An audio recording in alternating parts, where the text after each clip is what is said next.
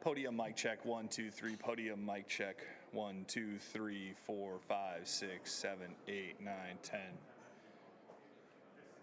All right.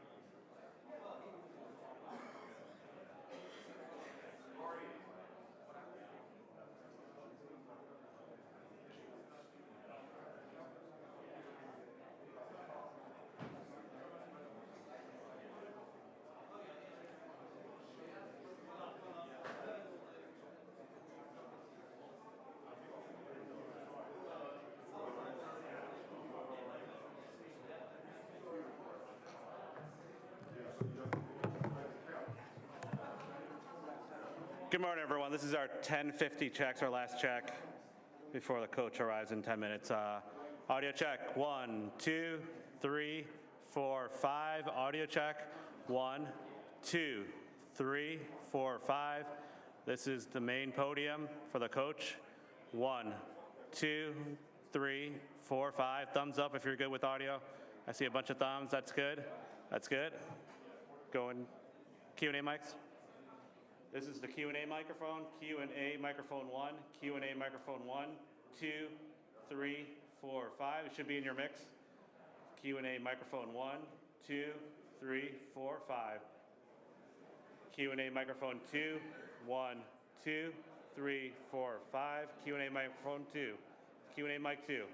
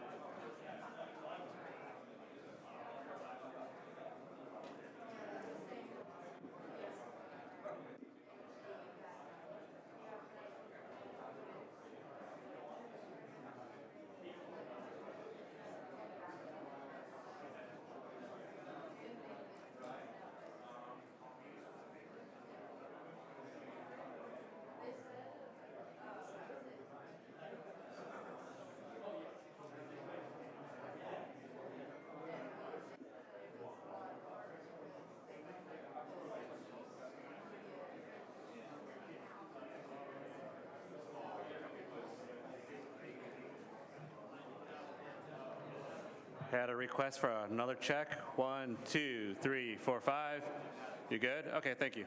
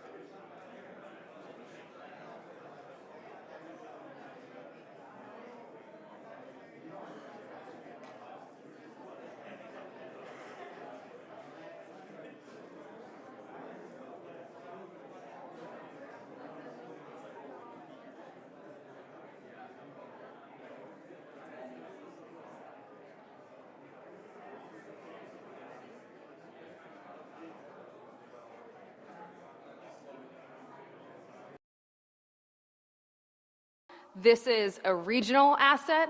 This is a national asset that deserves the investment of the U.S. Congress. And Governor, I think I mentioned when I went up to introduce myself to Chairman Cole, who's a Republican, on the floor 2 weeks ago, and to thank him for his tireless advocacy for this bridge in his committee, he said, "Oh, it was all your governor." So know that you have many fans, not just in the Maryland delegation in Congress, because they recognize your fierce advocacy for this project. And I'll just close by saying, let this bridge be a beacon of what is possible, what can be accomplished through teamwork, through bipartisanship, and through the optimism of what can happen when we work together. Thank you very much for leading this effort. I'm proud to next introduce my fellow Towson University Tiger, Secretary of MDOT, Paul Wiedefeld.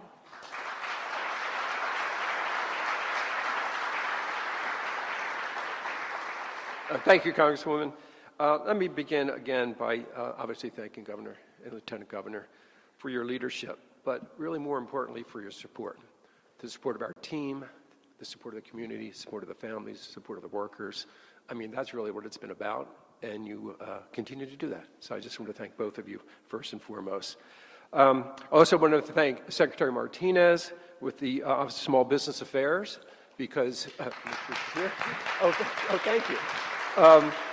Because we want to make sure that small businesses and minority businesses have a big part of this contract going forward. So thank you for all your efforts in working with us on that. I also wanted to thank the MDTA board members who are with us today. Thank you for taking time to be here and all your support throughout the year.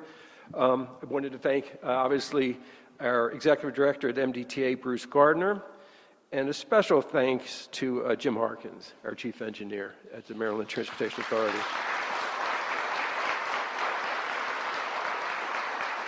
As you know, Governor, he was our point person on Unified Command. At the same time, he was working behind the scenes on doing this. So a fantastic job. And obviously, Director Daniels at the port and everything that he's done as well. So this obviously is a significant milestone on our path to make Baltimore region and the vital Northeast Corridor whole again. The port is an economic driver for all of Maryland and the nation, and the former bridge had a big role in the port's operations and success. The new bridge will do the same, helping the port grow. This bridge will also serve as a gateway to Baltimore City. The crossing will once again connect communities and people to opportunities. This bridge design is optimized to meet the needs of the region, both for today and for generations to come. While this is a beautiful bridge, it will also be a working bridge for a working city.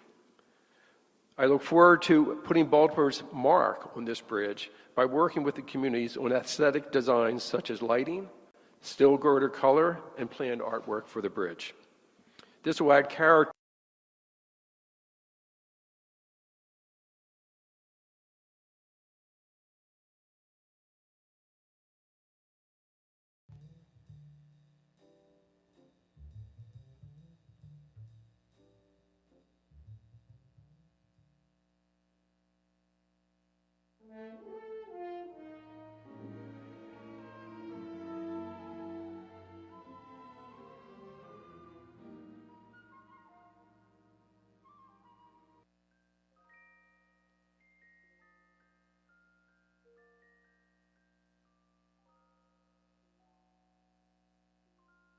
get along without you very well. Of course I do.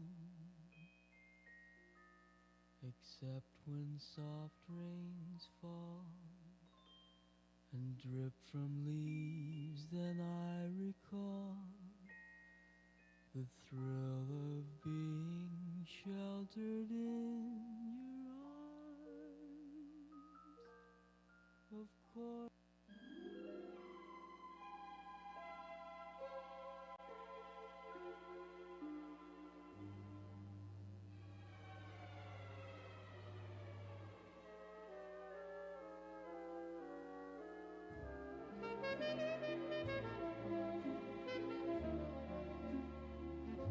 Look at me. I'm as helpless as a kitten up a tree. and I feel like I'm clinging to a cloud I can't understand. I get misty just holding your hand.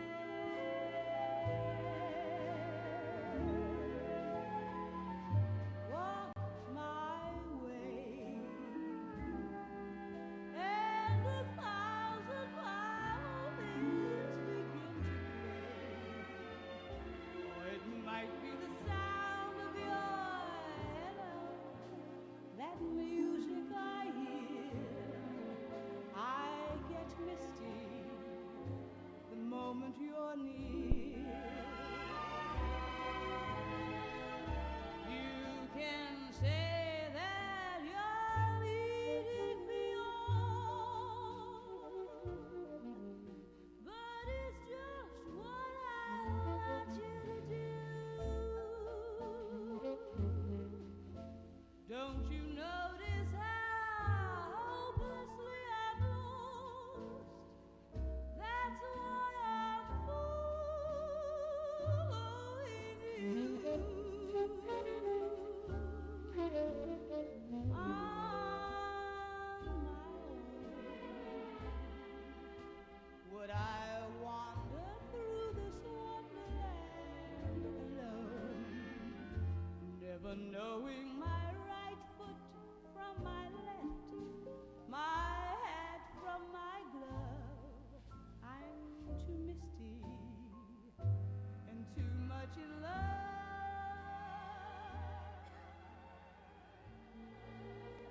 I'm just too misty and too much in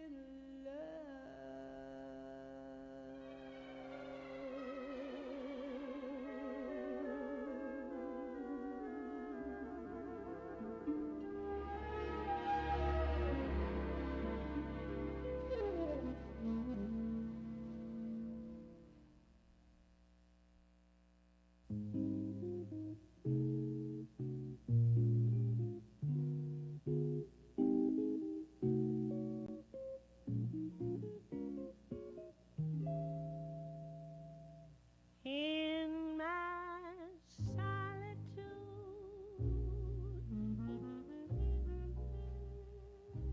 you haunt me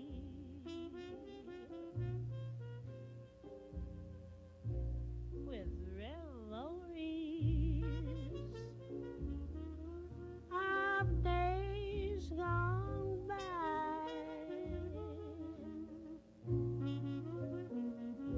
In my solitude, you taught me.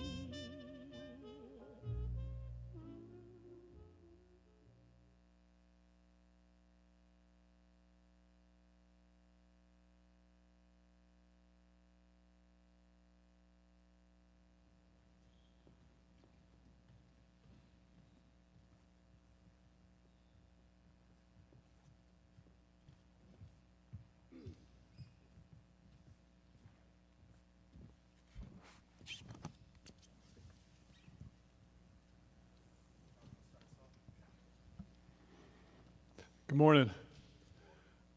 Before I start talking about the young man next to me, I want to thank Jalen Hood-Schifino, Max Christie, and Anthony Davis for their incredible service here. There's no player that played as big a role to our 17th championship than Anthony Davis, who's also a person of incredibly high character. So those three guys are Lakers for life, and just want to thank them before we start. Nope. So, in thinking about today and what it means, I think Luka Doncic joining forces with the Los Angeles Lakers is a seismic event in NBA history. And the reason I say that is because we have a 25-year-old global superstar that's going to get on the stage of the most popular and influential basketball brand on the globe.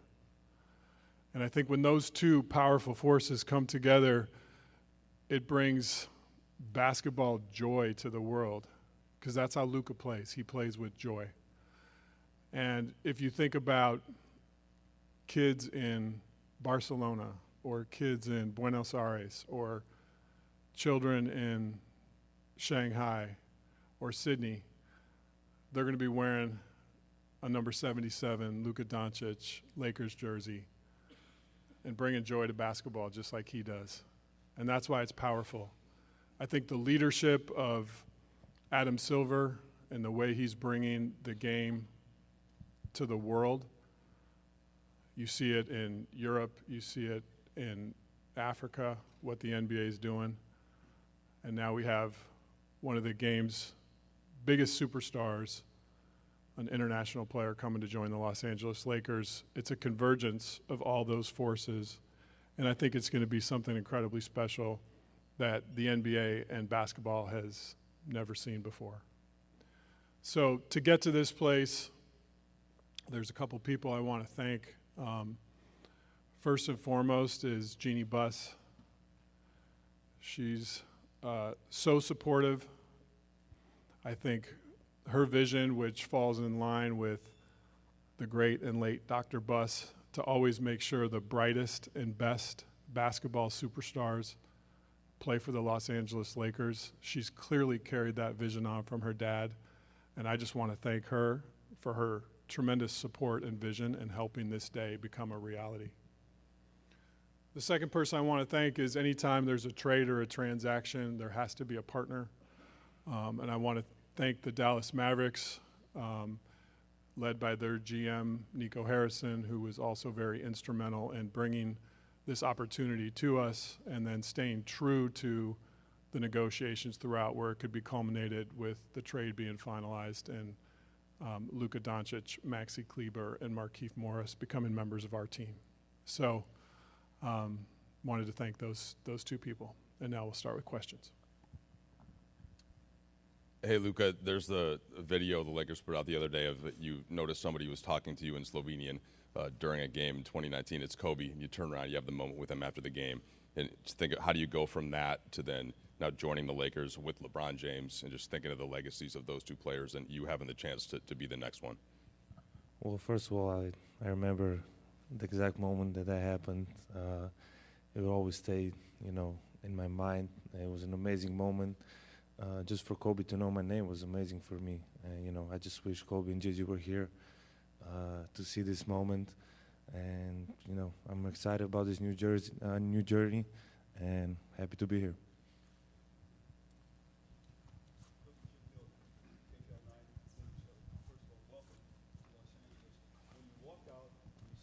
All of us here standing here waiting for you to come. What's your reaction to seeing all of us here to welcome you to Los Angeles? Well, first of all, it's very nice. There's a lot of people here. I don't think there's ever been so many people in my press conference, so I really appreciate all the support. Luka, welcome to Los Angeles. I'm curious, what's your reaction been the last 48 hours to some of the comments coming from Dallas on your way out the door to join the Lakers? I'm just excited, to be here to start this new journey, and obviously at some point I knew this was going to happen, but I would say I always take the high road. I had my amazing moments in Dallas with all my teammates, coaches, and the most importantly, the fans. They always supported me, and it was an amazing journey. Hey, Luka, Dan Wicke with the LA Times. Welcome to LA. You, in a podcast with JJ years ago, said that the one NBA player that you watched was LeBron James. What is your kind of reaction to being able to now play with him, and how do you think that's going to work for the two of you guys on the court? It's just like a dream come true, I always look up to him. There's so many things I can learn from him. and I'm just excited, just to learn everything, and now I get to play with him. So it's an amazing feeling.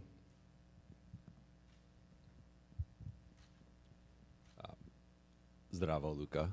Jovan Buha with The Athletic.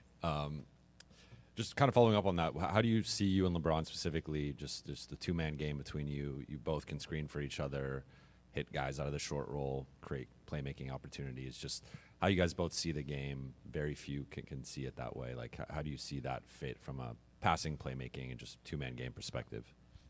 Yeah, I think we both make our teammates better. I think our IQ is very high, so I think that's going to help everybody. But obviously, I really haven't think about basketball much these days. But I'm just excited to work with him. I work every day here, so every day that goes by is going to be better. Luka, Kobe Price, SoCal News Group. Welcome to LA. Got one for both you guys. First for you, Luka. I think you even wrote in a social media post that you thought that Dallas is going to be a place that you're looking forward to win championships, staying for your career. Emotionally, what have the past 48 to 60 hours been for you in coming to LA? Well, it was hard first. That first day was really hard. I felt like this last 48 hours was 1 month. Like 2 days ago was 1 month ago. So emotionally it was really hard. But every day like today was much better. I'm just very happy to be here for this opportunity. It's the Lakers. It's one of the best clubs in history, so I'm excited to be here. And for Rob, Nico was speaking with reporters, I believe on Sunday after the trade. He praised you specifically for, keeping the negotiations between you two up until I imagine the final moments. At what point did you, introduce this trade idea to Jeannie, and what was her initial reaction when you told her about it? Yeah, so this all started with the coffee in Dallas where Nico approached us with the concept. And because there was a partnership and a history of travel in the world between Nico and myself working around Kobe Bryant, there was a fabric of trust in the discussions. And these type of deals are incredibly intricate and complicated. And along the way, we knew there would be 248 insurmountable snags to get to the end, and there were. And so over the course of 3 weeks, call it, an issue would come up, and we'd think there was no way to climb the mountain, and we'd figure out a way. Then the next issue would come up, and you just keep going, and you stay committed to the work. You stay committed to trying to get the deal done in a partnership sense. I think a lot of people talk about negotiations in terms of who won and who lost. I try to approach a negotiation in the sense of how do we build a partnership where we can get to the end? And I think that was the lens that we worked and the premise we worked under. And when the concept was initially introduced to us, it was, hey, the only way we can even have these discussions was if it's between owner and GMs. And there was a commitment to that. And if we broke that commitment by talking to anyone else, this day would never happen. So I think trust was at the center of all those discussions. And I called Jeannie after the coffee in Dallas and brought her in immediately, as I do with everything. Her and I have a really strong working relationship, and the fabric of that is that we share things in real time. And she was extraordinarily excited and hopeful that we could get to the end, which we were able to do. Hey, Luka and Rob, Melissa Rowland, Fox Sports. Over here. I have a question for both of you guys. Obviously, from the league's biggest superstars to fans, people were shocked that the Mavericks were willing to deal a 25-year-old superstar in his prime who has another 10 years at least ahead of him. What was both of your guys's, Rob, what was your level of shock that this was even on the table? And Luka, what was your level of shock that the Mavs were willing to deal you? I try to take everything in stride. I think, it's interesting if all of us watch Luka play. He has a combination of basketball joy and killer instinct, which is really rare. That was number 8, number 24. And I think learning lessons from that mentality are to stay in the moment. And so I don't think of it in terms of shock, surprise. I think of it in, okay, this is coming at me. It's like a game. You know, maybe a blitz is coming at Luka. He's not going to be shocked. He's going to stay in the moment, figure out the read, and make the play. And so when the opportunity came to me, that was sort of my mindset, is to, okay, this is coming. This is a concept that came to me. Now, how do I process this mentally to get the deal completed? And right away, when it was brought up at the coffee, my mind started churning. There were so many complicated things. We have the Mavericks are hard capped at the first apron. You know, the Lakers are up against the second apron. There's trade kickers. There's going to be a third team that's going to have. So my gears were turning about the deal the same way his basketball mind is processing a play. And so I just tried to live in the moment, and I tried to carry that with me for 3 or 4 weeks as this was unfolding. And by staying in the moment, I think it helped us get to the end. I mean, everybody was surprised, so you can imagine how surprised I was. I was almost asleep, so when I got a call, I had to check it was April 1st. I didn't really believe it at first. And it was a bit shock. It was hard moments for me. It was home, so it was really hard moments for me, especially the first day. But as I said, you know, I get to play in the greatest club in the world, and I'm excited for this new journey. Luka, over here on your left, Malika Andrews with ESPN. It's good to see you. Welcome to LA. You've been a fan of LeBron. You've talked about it for a long time, but he's also been a fan of you. He's tried to work with you at various different times in the past, whether it be shoe deals or other things. I'm curious, what message did he reach out to you with? Was it a text? Was it a call? What was that? And how did that fuel the way that you think about coming to LA as well? Yeah, he called me right away. He was in New York, so he called me right away. And we didn't talk much because, you know, he said, I understand what you're feeling. But that was really nice of him just to call me right away and welcome me to LA. Hey, Luka. We've heard from so many other players across the league, Anthony Edwards, Steph Curry, Giannis, talking about their shock at this and also what it means for how teams feel about players and how no one's really safe, quote unquote, to use Steph's words. What have players said to you, and what has it meant to you to have them speak out the way they have? I saw some comments. I wasn't really trying to be on social media these days, but I saw some comments, and it really means a lot. You know, we are rivals, and they speak about me that nicely, so it really means a lot to me, and sure. Oh, directly, I haven't talked to a lot of people, really. Hey, Luka, Nikki K with Spectrum News right here. So emotionally, you go from thinking you're going to spend your career with one fan base, and now you arrive in a new city. First of all, impressions of Los Angeles and its fans from afar, and what does this opportunity to have another love story with LA goes? Yeah, I would say, like you said, I thought I was going to spend my whole career there. Because I think loyalty is a big word for me, and I was trying to stay by that. But this for me is a fresh start. I get to play in LA. The fans are amazing, and I got the ocean here, so it's a really big thing for me. But really, I'm really excited to be here. I getting to play for the Lakers, and everybody can say that. And many legends pass here, many championships. So that's my goal. Luka, Brad Townsend, Dallas Morning News. So you wrote a Dear Dallas letter to fans that was, very heartfelt, and you talked a little bit about, your shock. How are your feelings toward the upper levels of the organization, Nico in particular, or the decision to trade you? Well, I mean, that's their decision, so I have no comment on that. They made the decision. I don't know why. But that's their decision, so I can't do nothing about it. And then one of the reasons that was given was that there was concern that, beyond this summer, or that there's a chance you might not agree to the Supermax extension Did you or anyone on your inner circle indicate that that might be the case? Absolutely not. Luca, over here, Bill Plaschke, LA Times. Do you feel you have something to prove?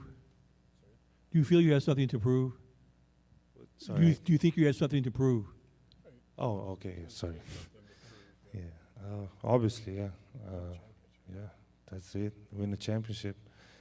You don't come here for nothing else than championship. So I have everything left to prove. So, and the goal is to win the championship. Luca, good to see you. Mark Medina with Athlon Sports and Sportskeeda. How do you address the criticism that's followed you on your way out about concerns about conditioning and durability? It's a motive. I know it's not true. I know, but it's a motive.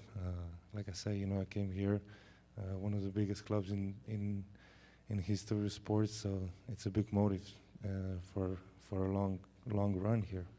I'll just add to that one, Mark. I think greatness is an evolution in a process.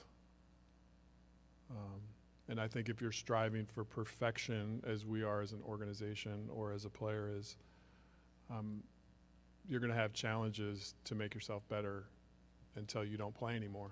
And so I think that's just something to keep in mind. I would assume the question will be forthcoming, when is Luca going to play? I'd rather just take that one head on. Our sports performance department is led by Dr. Leroy Sims. Luca's got trusted sports performance folks that are going to become part of our family in Dr. Sims' circle.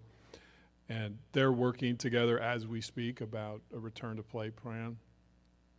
We have 5-on-5 scheduled tomorrow for Luca, and we're going to take it one day at a time just to make sure that the calf injury is in a good and safe place. So I would truly say at this point he's day to day. We're going to take it one step at a time, but if all those days go well and Luca feels good and confident, he'll be in a game soon, but we're going to partner with him. And I should mention too his amazing team who's now part of our family, led by Laura Beth and Bill Duffy and the rest of the folks that are here today. When we make decisions around superstar players, and we partner and collaborate with them, and that'll be our process with Laura Beth and Duff, who are incredible at what they do. Jared Greenberg with TNT. Rob, you stole my question there. I was going to ask Luca, I guess more about that, just hear from you what this process has been like. You've gone through it now 4 times with this calf. So what have you done to get back on the court? How are you feeling? And how confident are you in that this won't be a reoccurring injury? Well, for the first time, I took my time, get it to heal 100%. Other times I think I just wanted to go back on court playing basketball and not really be healthy 100%. So this time I just took my time, which was normal amount of time to get back to 100%. Luca, David Pingalore, KTLA. Over the last couple of days, I talked about your conditioning, but maybe your lack of defense. What is your commitment to being a better defender? Yeah, I think this year I really stepped it up honestly, and it's just being more active, more vocal, and I think I did a step ahead this year, but I need to do more steps ahead. So that's what I'm planning on. Hey, Rob, just obviously make a blockbuster move like this. What is your balance of thinking long-term with 25-year-old and then also just the short-term, knowing that the deadline's coming up on Thursday, just balancing the long-term vision with the short-term? We know that our roster has continued work to do to become complete. And just to be clear around the vision for our roster, we're going to build a roster that fits J.J. Redick's philosophy, his basketball philosophy. That's something that we believe in, that we support, that we want to lean into. So in terms of roster decisions, J.J. and I collaborate extensively around that and fitting how he wants to play. We know we have a need for a big. The market for bigs right now, leading into the last 2 or 3 days of the trade deadline, is very dry. There's just not a lot available. So maybe we'll be able to do some stuff around the margins. I would say in terms of a big move for that position, it's probably more realistic that that would be something that comes in the off season. But Luka will be at the center of that as we build for the long term. We want to format a team that fits JJ's coaching style and his strengths and his needs to help us win a championship with the other people that are also on our team right now who are going to be a big part of that winning as well. But your question was about long term, so I'm speaking more to long term. Luka, I know you had about 13 games as a teammate with JJ in Dallas, and just wondered what that was like for you, the relationship that you formed, and then your thoughts about playing for him as a coach. Yeah, I mean, first of all, he couldn't move at all, so it wasn't moving.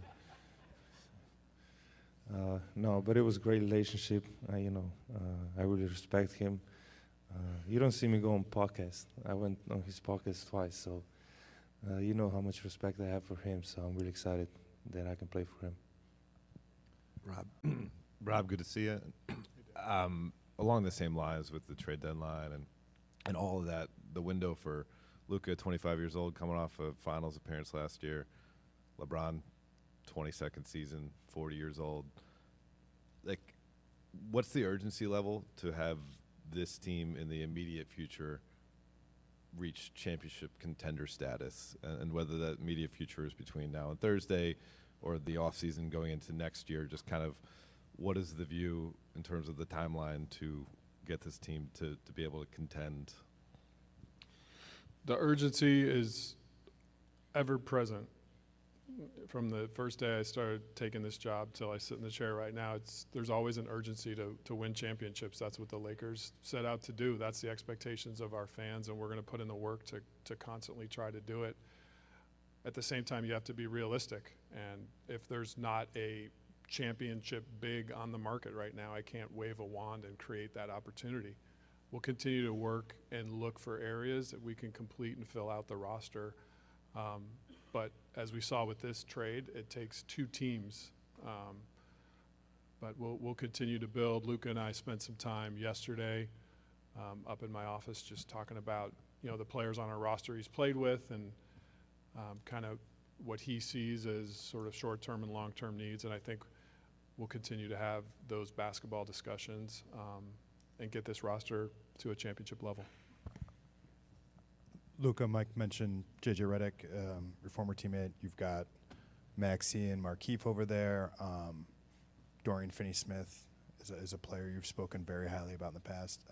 Greg St. Jean was a coach you've worked with. How is that going to help as you take on this crazy life change, having all these familiar faces be here for that transition?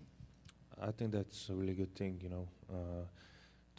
to come to a new place, but still know some people. And I think that's mentally, I think that's a really good thing, and they're gonna just help me. The guys that were here, it'll help me learn new stuff about LA, about the team, and it's just helpful to see friendly faces. Edwin Garcia, Silver Screen and Roll. My question is for Pelinka. Rob, when you're talking about a championship caliber big and aligning with J.J. Redick, what do you think the values in that position are required in the modern NBA? Versatility, mobility, a vertical lob threat. I think that's a key to the spacing that Luka likes to play with. Competitive. I think those are some of the core things there. Those players are hard to find, but we'll accomplish the task that's before us. We'll find a way. Rob, over here. As far as just the future and the moves that you're going to be making, designing the roster, planning, how beneficial and important is it for you just to know you have Luka, you have maybe a decade that you can use as a roadmap in terms of just every decision you're looking to make? It's a gift. We're talking about a 25-year-old that is top 3 player in the universe. I can't think of a more amazing starting point to build a roster for the next decade. And I know he has the drive to win that we have here. Our fans are going to see that every night on the court. I know up here he might seem calm and casual and quiet, but we know the alter ego comes out, and we'll see it at crypto.com soon, and I can't wait for it. Thanks, everyone.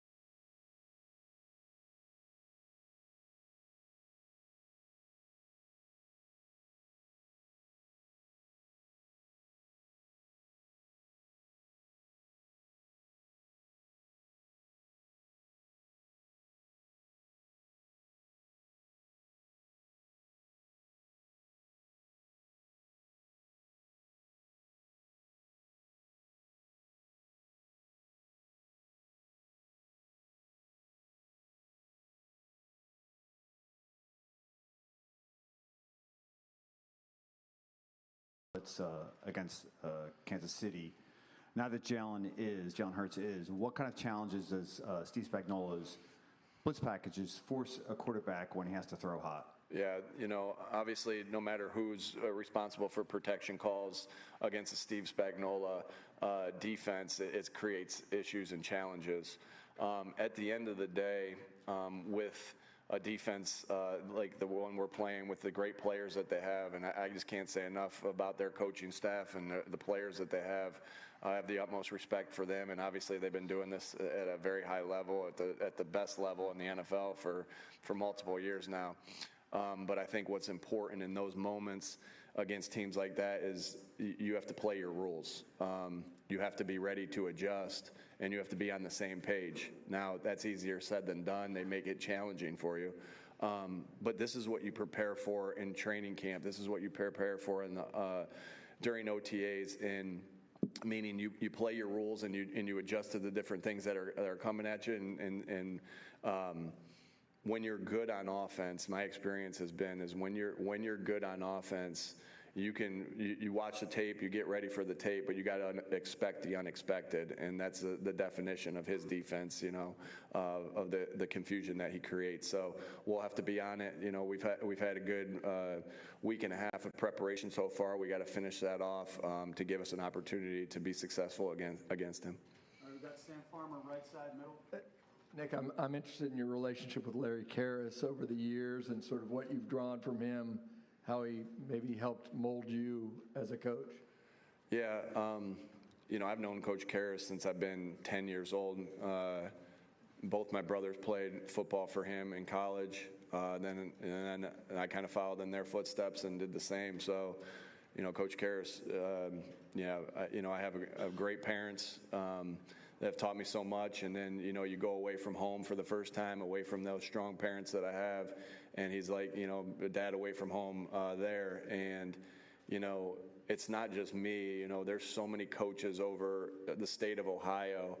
There's so many coaches, from Tommy Manning with the Indianapolis Colts, who played for him, Matt Campbell, Jason Candle. I mean, I could go on and on, all the guys that played for him that he's helped develop us. And I think the main thing, a couple big things I learned from him was that connection, and just caring about his players. I always felt like, how much he cared about me. He was always trying to get me better. And that doesn't mean, I have a lot of stories of how many times I got yelled at as well. So just because, he cares for me doesn't mean that he's not extremely demanding. And I would say that's the other thing, the demand.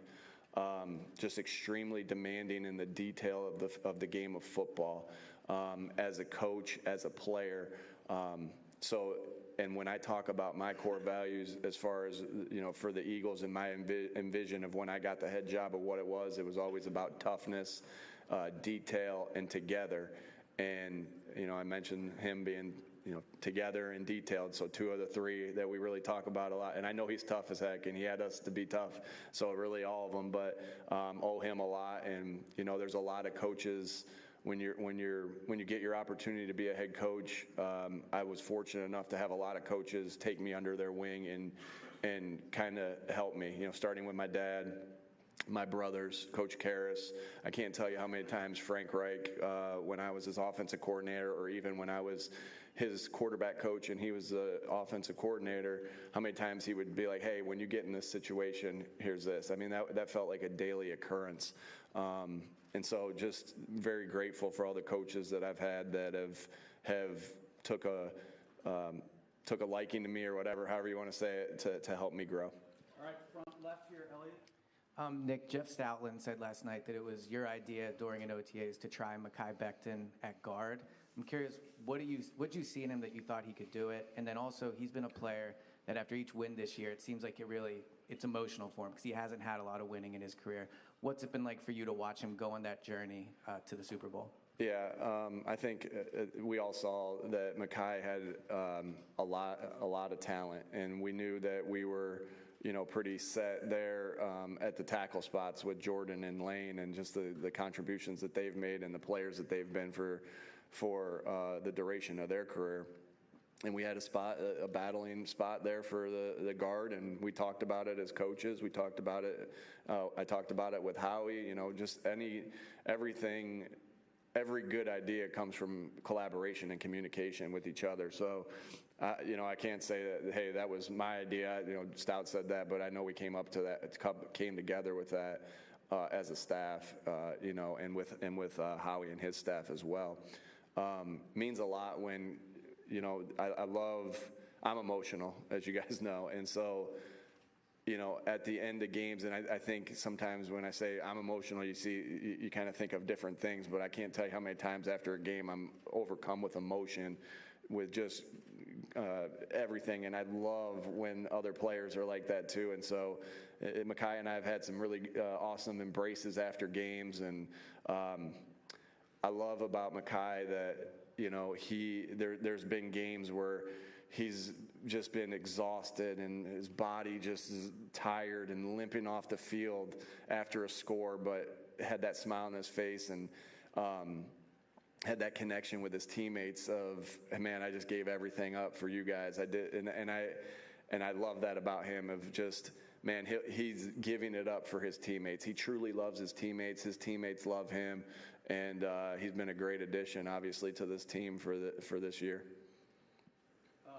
Front row right here in the white sweatshirt. Coach Sirianni, obviously you faced this team a couple of years ago in the Super Bowl. Pretty familiar in terms of personnel, but in terms of the way they attack offensively, it seems like things have changed. They were a really high-octane, explosive offense a few years back. This year it's more of a ground-and-pound, situational football. Death by 1,000 paper cuts, as I described it to Coach Reed. What do you see when you turn on the tape, the differences between that 2022 KC squad and this year's 2024, maybe a little bit more defensive-oriented squad? We've played every year that I've been the head coach. We've played Kansas City 21, 22, 23, and now here in 24. And, you know, what I see on tape is I see, you know, just the detail. Again, I have so much respect for the players that they have. They have top-notch players.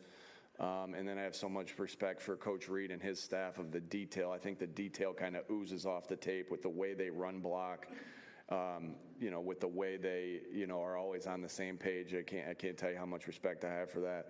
But you have to be ready to prepare for everything, knowing that they have one of the best players of all time on the other side with Mahomes.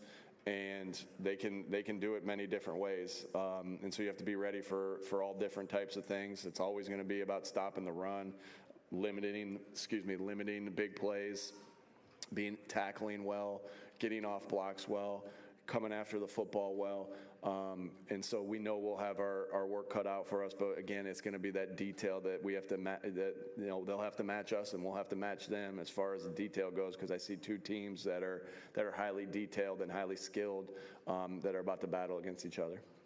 All right, gentlemen over here on the left side. Hey, Nick. Hey, Zach. I'm curious, you talked about you're emotional a couple minutes ago. How has your personality changed, or maybe your approach changed from everything you guys have been through the last 4 years? Yeah, you know, someone asked me about like just the culture and how that, and your core values, how does that change? Well, your core values don't change. It's who you are. It's what you believe in, and so you stay true to that. The toughness, detailed together, and I think it's really the same. It doesn't mean you don't grow, but those stay the same, and I think that's the same thing with your personality. It doesn't mean you don't grow in areas that you want to improve on, but if you start to be somebody and act like somebody that you're not, I think the players see through that. You have to be genuine, and you have to be who you are, because, shoot, I'm in here a heck of a lot more than I'm at home, and so at some point, if I'm not being true to myself while still growing, then they're going to know, you know, that I'm being a fraud. So I think it's just so important that you stay true to yourself and you grow. I ask the players to try to get better every single day, and that's what I try to do as well. And that can be from anything from, you know, I think there's a time to show your emotion and there's a time not to show your emotion. I think I've gotten better at that as the year has went on, as the years have went on. But to say I'm going to stop being excited when we score a touchdown, all the work, or stop being excited after a win with everything that we lay on the line to do so, or that I'm not going to yell to correct or yell to praise. That's just not who I am. And it's hard to, again, you're always trying to improve and get better.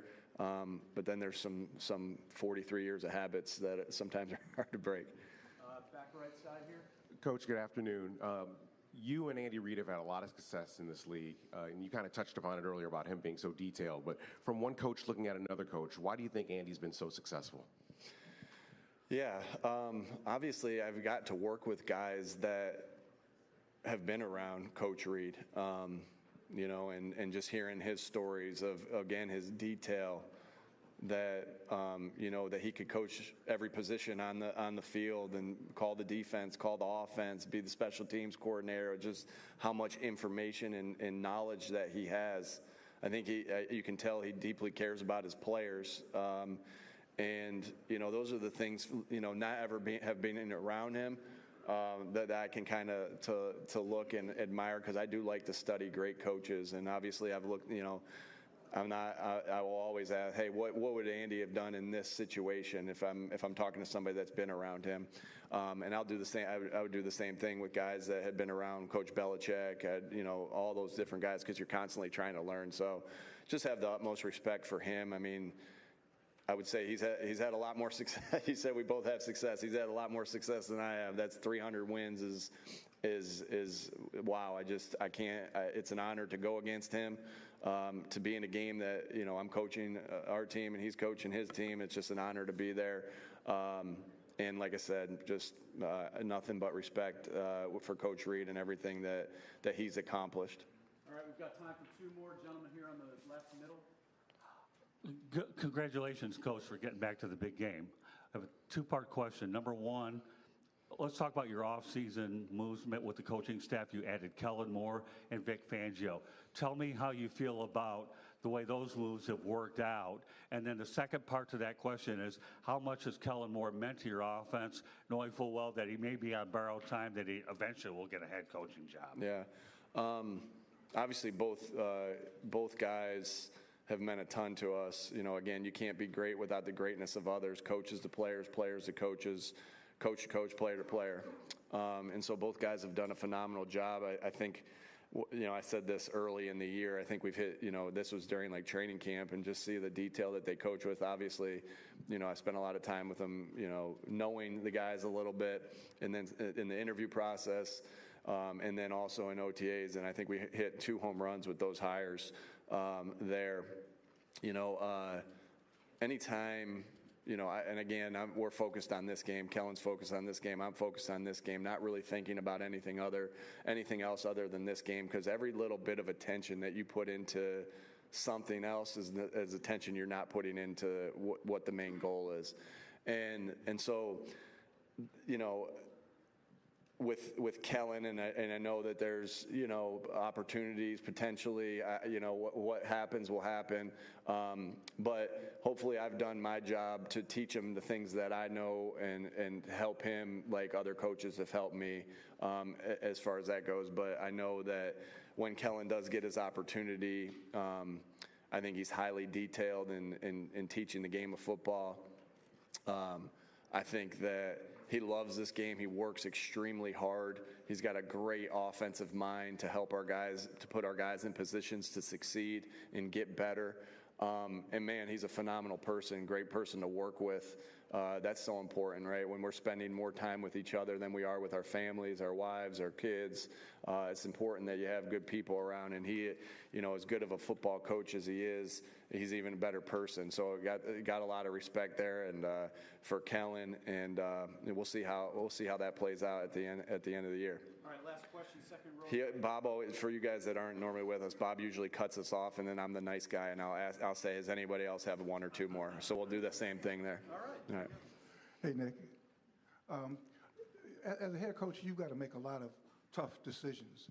2 things. What do you expect out of players after you make that tough decision? And I was thinking of Jalen Hurts, who was benched in a national championship game, and he's come all the way back. What do you think about that, how he's reacted to a tough decision? Yeah, you as a coach, it's really important that the job description is very clear. Here's what the job description is. Here's what it looks like when we're meeting the job description. And I'm talking about plays on the field and off the field. And here's what it looks like, what it doesn't look like. And you have to paint that picture, and everybody's held to the standard of what that looks like, and you coach off of that. Yeah, in head coaching profession, you know, there's not a handbook that says, hey, here's exactly what you should do in this situation. Every situation's different. Every scenario is different. You may have handled a situation similar one time that you're going to handle differently the other time. You're always and constantly thinking about what you can do for the betterment of the football team. Always, and the individual that you're making the decision with, you're always thinking about that. And sometimes that's going to be, again, sometimes decisions are 50-50, and that's leadership. Sometimes half the public or the team is going to agree with you. Sometimes the other half's not, right? But that's leadership, and that's the choice we made when we entered this profession. As far as your question about Jalen, I think, again, I mentioned this earlier, that we all have these moments in our life where we have adversity. And again, adversity is not going to hide from, you know, it's coming after everybody. No one's hiding from it. And it's about how you respond. It's about how you react. It's about embracing that adversity, knowing that when you do that, it can help make you better. And so look at Jalen, just he's such a winner. He's won everywhere he's went. You know, that moment, and now he's starting in his second Super Bowl. So I think the writing's on the wall that Jalen embraced every piece of adversity that he's hit, and it's made him better. Again, you can ask him about all that, but I just see a guy that does that, you know, obviously knowing his story, and then I see a guy that does that in the midst of each game. And you have to be able to do that at the quarterback position. Shoot, you have to be able to do that at every position in the game of football. And so just admire the heck out of him, you know, how he embraced that adversity, because, again, it shaped him to who he is. All right, left side here, second row. Hey, Coach. Good afternoon. Speaking of Jalen, based on how efficient your passing game was in the NFC Championship, what did you learn about the capabilities of your passing offense going to this one? Yeah, just like Jalen says, just because we don't do something doesn't mean we can't. We'll win we're going to look to win any way we can. I've never doubted our passing game with the people that we have there, with the coaches that we have there, with the players that we have there. So, you know, there have been games that have been dictated differently this year. If we need to run it 50 times and pass it once, we will, to win. If we need to do vice versa, we will. And we really don't care what anybody else thinks. Our job is to win games and try to win games the best way we can for our team. And like I said, just because Jalen said it, and I loved it, just because we haven't done something doesn't mean we can't. All right, last one, back right. Hi, Nick. Andrea Sola from TV Azteca, Mexico. Nice Hi. to meet you. Nice to meet you. I have a question for you. If you have to tell me 3 things that Philadelphia is better at than Kansas, what would you say? Philadelphia better than Kansas City. Well, I've lived in both places. I started my coaching career in Kansas City.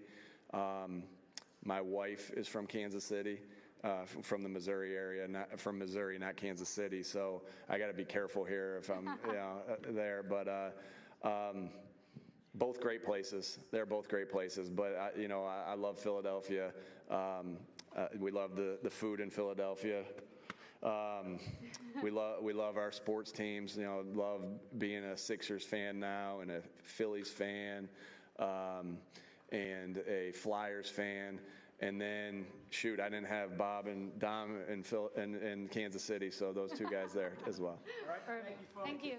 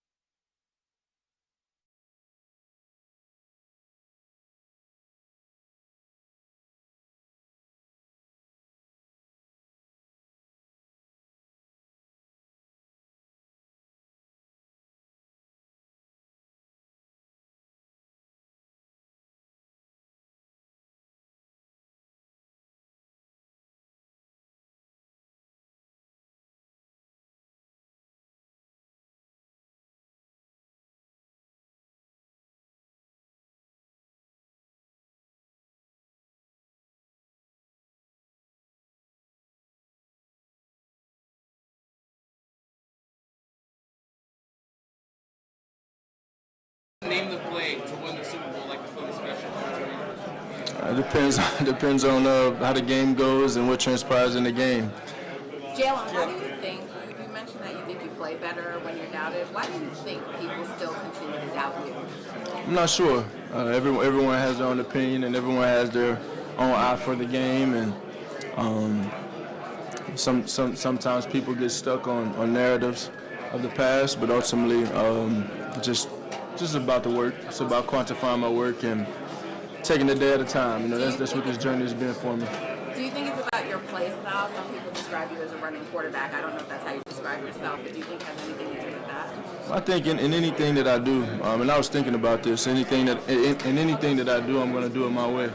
So whether that's how I play the game, how I dress, me wearing a hoop earring or whatever it is, how I lead, how I speak, I'm going to do it the way that I see best fit for the mission of the group and ultimately what my priorities are and where I place them. And so some things are what they are. So just take it a day at a time. I lean on my faith in that, and I lean on my work.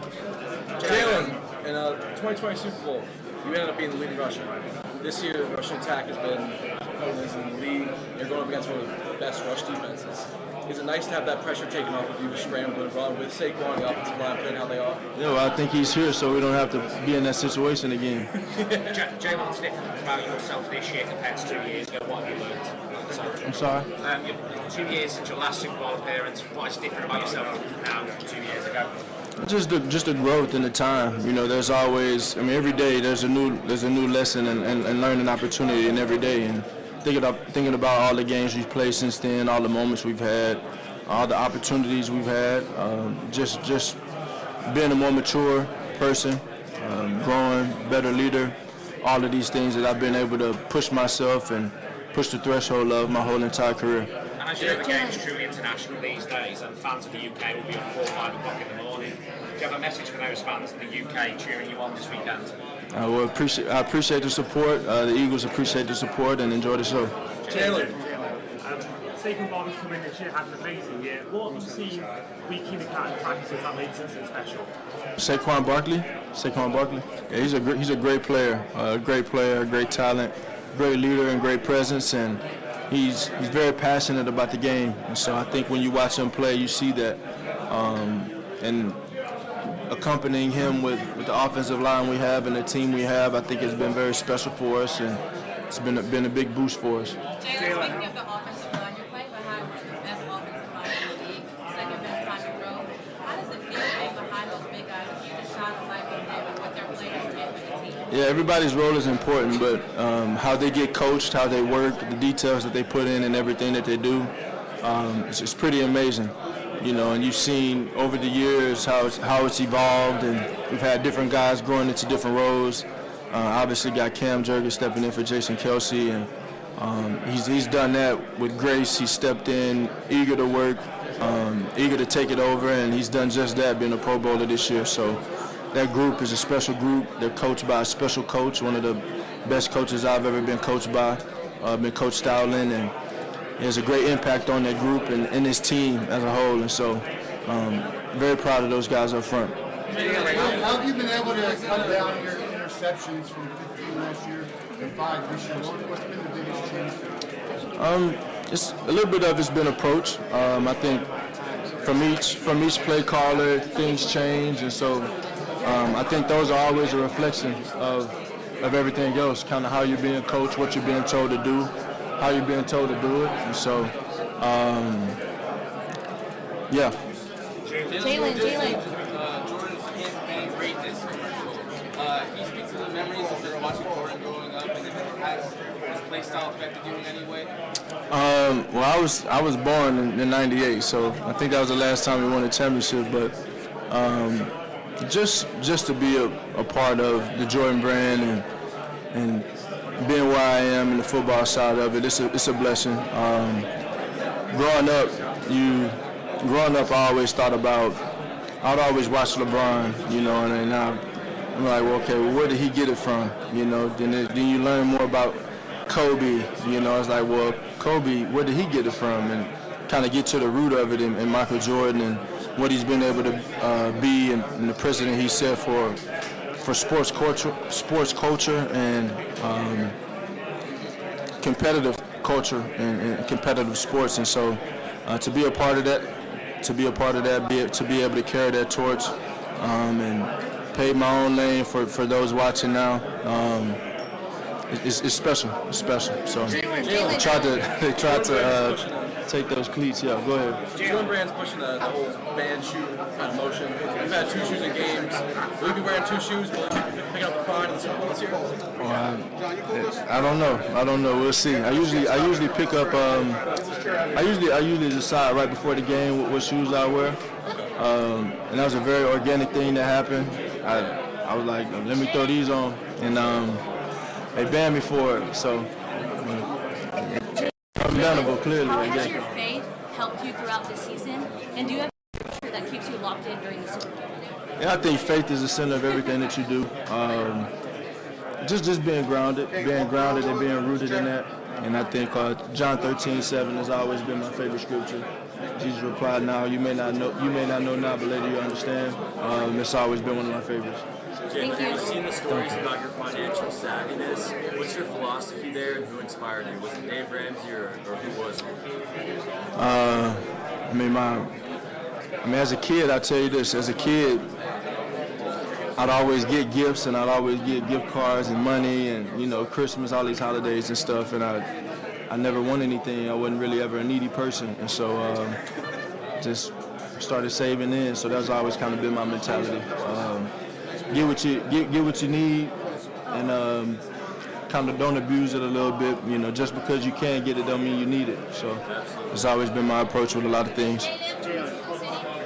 First of all, we love you in Mexico. Thank you. I've never been. Yeah. Maybe I need to go. And the second one, how do you handle all the comparisons that they make between Mahomes? Everybody has their own way of playing the game.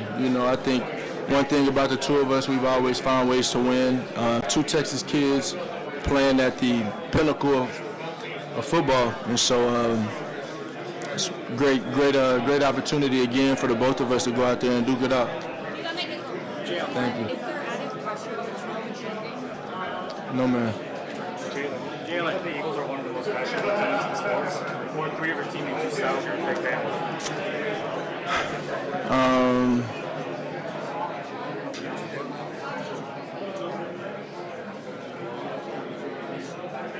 I don't pay attention that much. I'm not paying attention to them. I can't lie to you. On your own personal style, you pull off the big hits. What's one thing you'll never be caught wearing?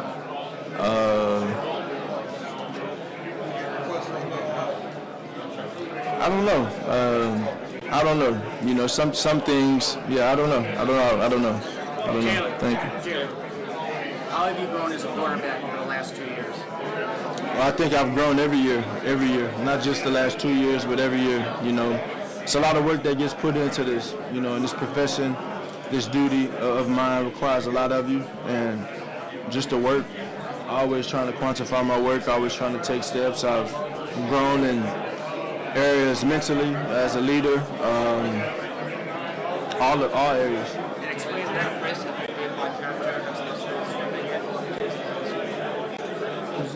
How impressed have you been by Cam Jurgens this season? Cam has been awesome. He's put forth the effort to do everything he's been able to do in his first year being a center, being a Pro Bowler, how he communicates, how he sees it. Very, very smart player, a very detailed player. So I think he's done a really good job, and I know there's been a lot of questioning around that coming in, but I think he's done a great job, and he's been able to lead that group to a Super Bowl appearance and the NFC Championship. For your team ahead of the game. That's really huge. You're right on those things right when you it off the field. How did you come up with your best idea, and how was it received? Yeah, I just want to show some appreciation to him.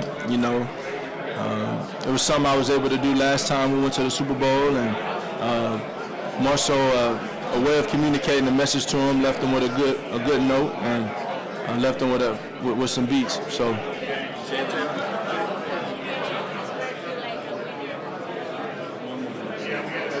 That's a fair description. Jalen, I don't have your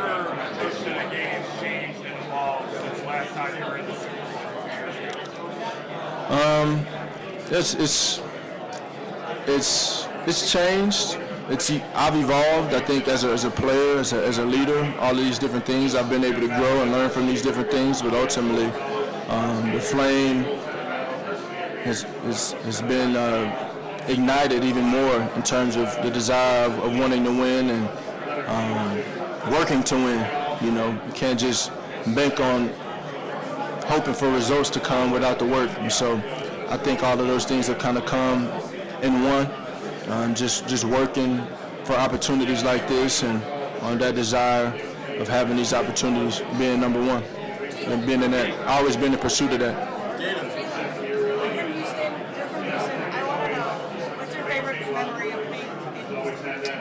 Favorite memory? I got so many. My whole childhood was there, but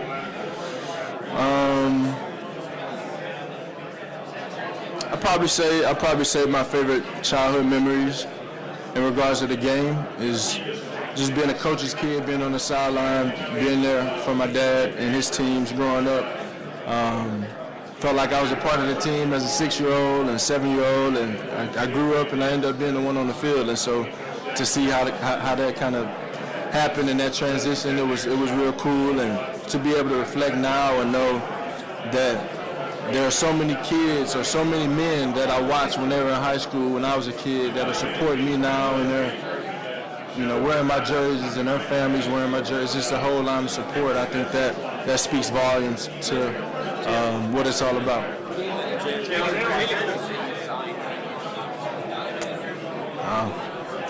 I don't even know. I don't know. A lot. No, I got other things to do. You mentioned Frankie Beverly. He was from Philadelphia. He mentioned a lot to the city of New Orleans. What it means for you to cement your legacy here in New Orleans, being from Philadelphia Eagles. And can you say a little bit about what it meant to you? Well, that's something that I've thought a lot about. I've thought a lot about that. Just knowing what he meant to the city, you would have thought he was from New Orleans. Him being in the Essence, coming to the Essence Fest a good bit, but I know he's here in spirit, and definitely has always had a special place in my heart. Will continue to have a special place in my heart, and yeah. What's your favorite Maze song? Joy and pain and happy feelings. What would you say about young aspiring quarterbacks, especially overseas, step up their game? What advice can you give? Just stay with it. I think knowledge is everything, and so trying to learn as much as you can and then being able to apply what you learn, I think that's very important. We can have all the knowledge in the world, but if we don't apply it, it means nothing. So that's my advice to the young players growing, trying to better their game.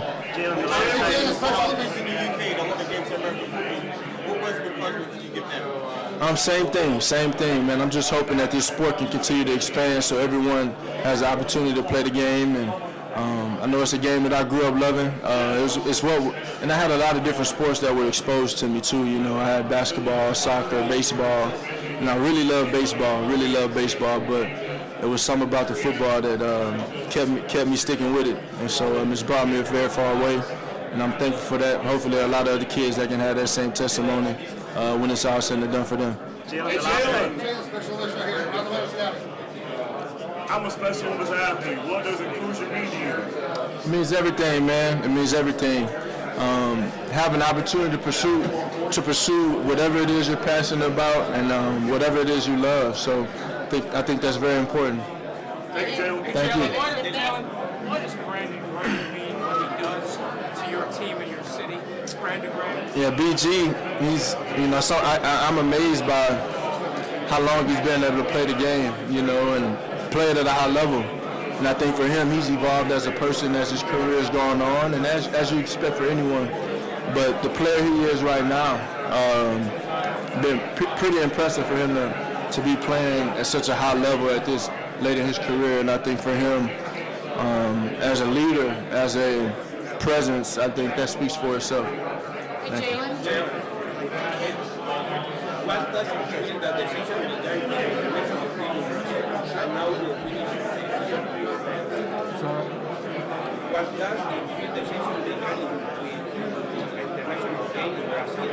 Now Yeah, it's awesome. It's awesome. You know, when you begin it all, is you look at the opportunity of having that chance to go to Brazil and do something that's never been done before. When you think about all the other sports that have the opportunity to go to other places on a more consistent basis, and you know, you look back, you want to say that you were able to do some fun things, some cool things, and be a part of the evolution of the game. And I think us going to Brazil was definitely an example of that. And so it's a great start to the year, and hopefully we can finish it off just as special. Jalen, when you went to Revere,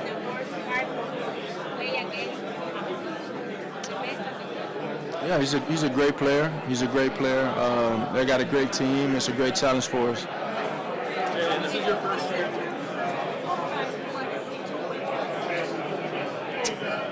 I mean, that's for everyone else to talk about, you know. It's everyone else to talk about. I think my goal has always been to win regardless of the magnitude of the game, and so that approach will remain.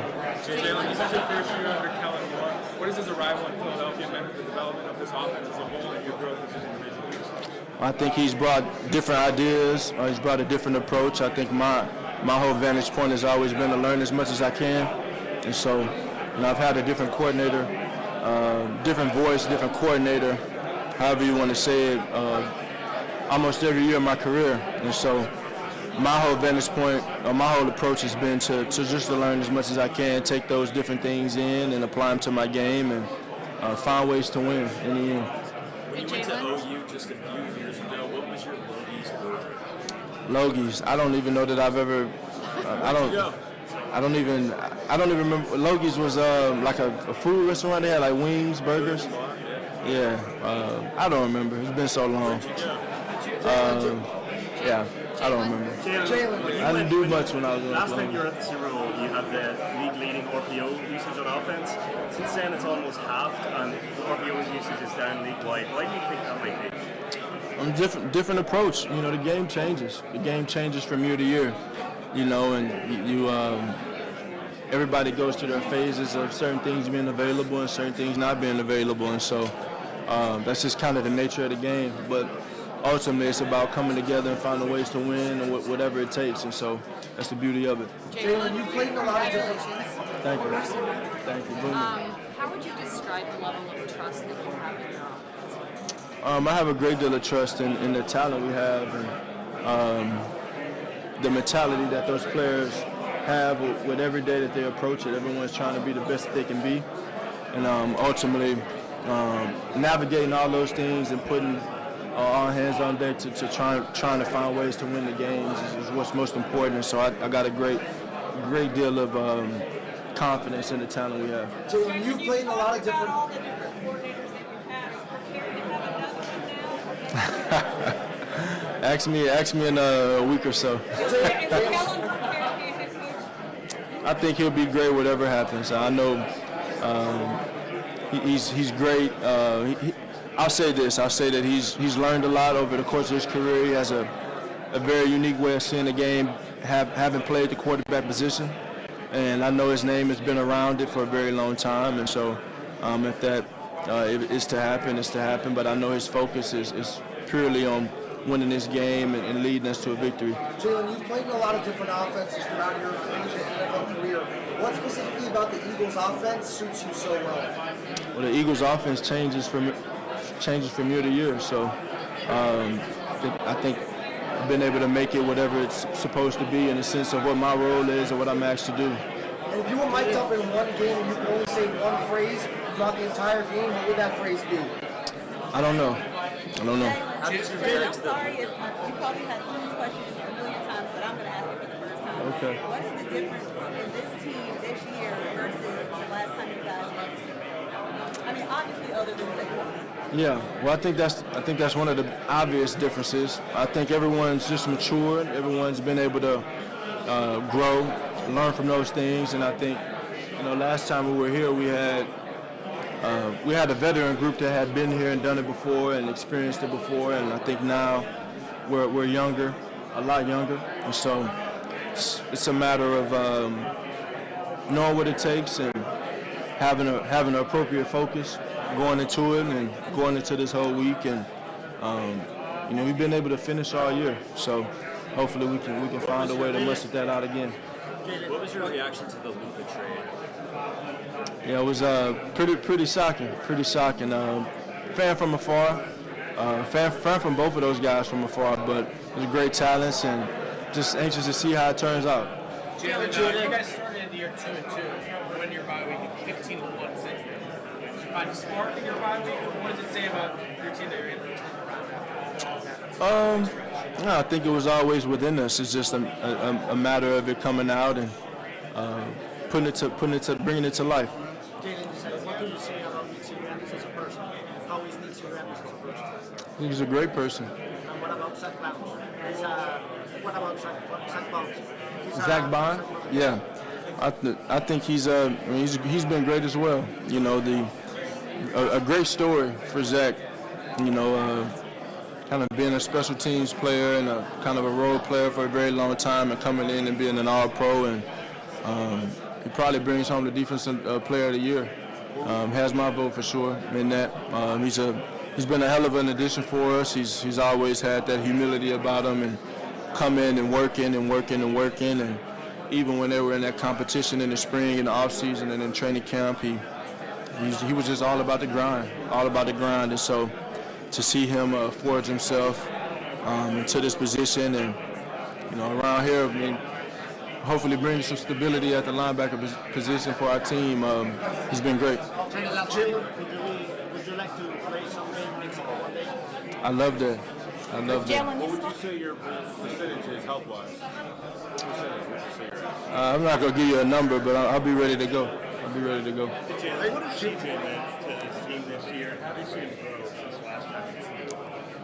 Well, CJ's always been an important piece. I hate that he ever left. I knew the spark that he brought us the first time around. And then him experiencing those things that we all experienced together, he was all a part of that. And so I know his eagerness to win has always been there, is there. And he's a very smart player, too. I think that's something that he doesn't get a lot of credit for. His time in New Orleans and playing the nickelback position and being that versatile player on the defensive back group, I think that adds a lot of value to us. Jalen, what's the difference? It was something that happened very organically, and honestly, just seeking out a group that is a great group, and I kind of ran across it, but just seeking out someone to serve, and we've been able to do some very special things in the city through the Jalen Hurts Foundation, and just trying to serve and progress and mentor whoever's in need of it, and I know even for me to have these opportunities right now could be the next kid in the KB mentorship group that ends up doing special things, whatever avenue they choose to go down. But that's what it's always been about. You reach one and teach one and uplift as you climb. And so, just having the opportunity to have the impact on these kids and try and guide them in the right direction, give them some uplift and some influence and encouragement. And that means everything. That's what it's all about. Jen, you've spoken about this before. Even for people who may not be aware, you have a female-led management team, a woman who leads your foundation. Can you speak to your intention behind why you hire and work with so many women? Yeah, I think that was something that kind of happened organically as well. But it turned into something it turned into something that allowed me to see different perspective of things. And so it gave me the eye that I didn't have. And I think that's the power of a woman in that.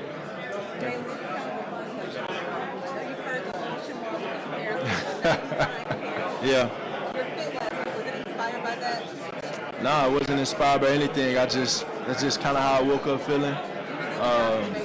I was giving Jalen Hurts for sure. That's what I was going for, and that's what I say. I was just saying something earlier, but in anything that I do, I'm going to do it the way I want to do it and the way I choose to do it. And so whether that's how I play, how I dress, how I lead, how I approach, and all those things, you gear yourself towards trying to do it in a positive way and in an efficient way. But But yeah, it's just, you know, the vibe is whatever I want it to be. Jalen mentioned Michael Vick last night, but who are maybe top 5 your favorite players coming up when you were watching? I won't say top 5. I'll say Michael Vick was one to watch. Tyrann Mathieu was one that was always fun to watch. He got me on the pick this year. I didn't like that. I gave him one. Cam Newton was always fun to watch. Tom Brady was fun to watch. Peyton Manning was fun to watch. Aaron McNair, very fun to watch. Donovan McNabb. And then you start getting older. You know, got to go on YouTube to go watch some of those other guys, but Randall Cunningham always was fun, and Warren Moon, just learning the history of the game, learning from those guys. Steve Young, all those guys. So, what's your reaction if you learn an example of somebody leading into a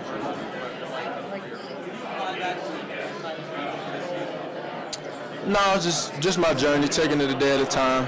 Just always taking things a day at a time. Always wanted to quantify my work, put forth a good effort, and be the best that I could be. That's always been my goal. Thanks, John. Thank you. Thank you. Thank you. I was joking about Jonathan Majors, Jalen. Answer my questions next week.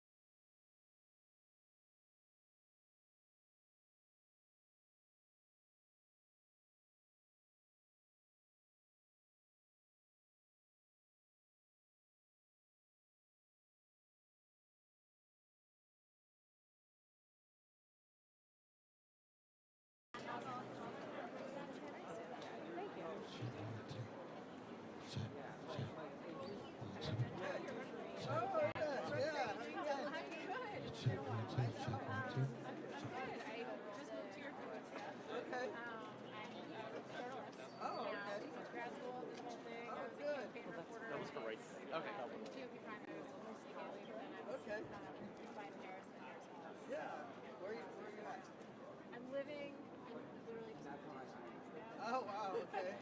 I'm living like East Street corner. Okay. So it's fun. What part of town are you in? I'm on 18th and East Capitol.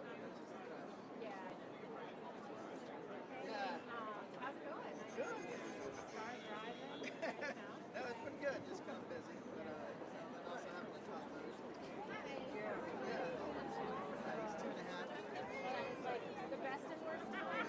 Yeah, exactly. I hear it's like they discover who they are, but they also are really Yeah. They're fun. They're fun. They're not rational humans. So there's no. It's not 10,000 people. They're also really funny. They're not rational. Oh, yeah. Like they say something you're like, Nobody knows if he's inside. Exactly. He might come out. So where's I'm with He News is kind of. Have you I had a conversation. Yeah, My number hasn't changed. So Oh, let me see if I can see it. Let my They were people leaving go. at 3:30 from Silver Spring. Still 617? Yeah, that's it. Ah, Text amazing. me. I'll shoot you a text. Yeah, That'd I'll be great. contact us over my Okay. And then, I guess, how long are you in town this year? Till Friday? Yeah, I don't know exactly on Friday. Probably 5 o'clock Friday. Okay, that makes sense. And then are you on record? Yeah. Yeah. I know, I mean, it's, No, it's I don't have in it, but also. I know. How you do editing at home?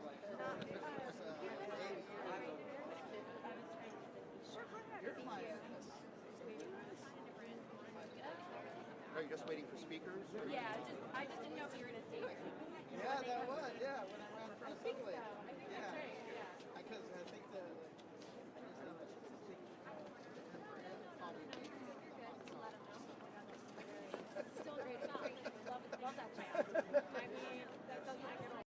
So. Alright, I'll Hi everyone, it's Julie Johnson. As I told you yesterday, I got to DC today, and now I'm here with a bunch of my colleagues here at the Treasury Department. We're trying to buildings to provide oversight to what us is trying to do to access all of your private data and security.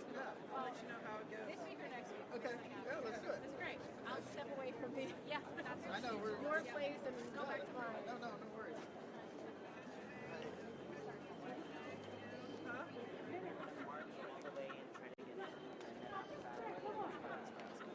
Yeah. What's going on, Tony? Trying to get that in a second. Sorry. Are we going to go with him?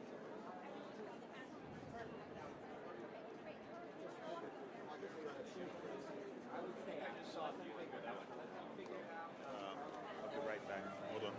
Yeah, I mean, that's the, you know.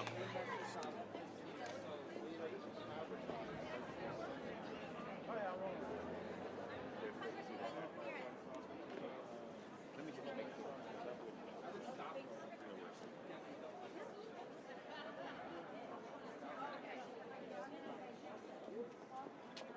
Nobody elected him. That's right.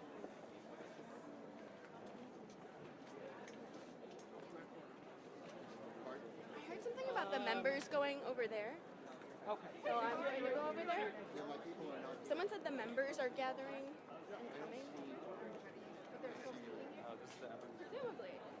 It sounded like, yeah. I think maybe walking. No. No. Okay, never mind. Do you mind if I sit right here? I'm going to be up and down, so you can kind of sit. Is it okay? Right here? Okay, thank you. Just make sure you're going to be mindful of his sticks. Yeah. Well, I understand. Congressman. Thank you. Yeah, of course. Well, it looks. I'm looking at the cameras. Right. We're in a good spot.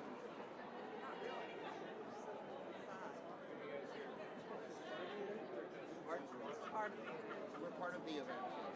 Supposed to just watch. Well, I mean, what's the difference?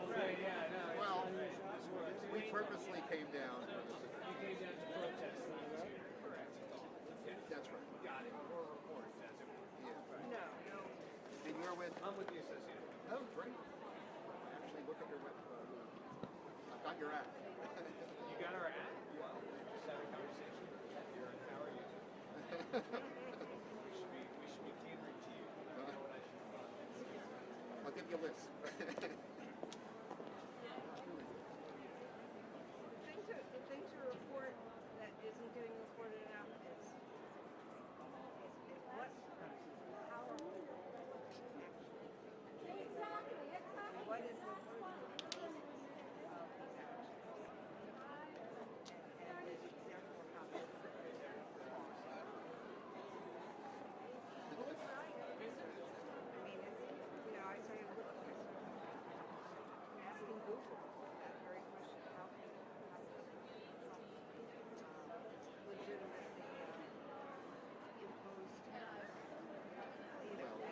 And there are really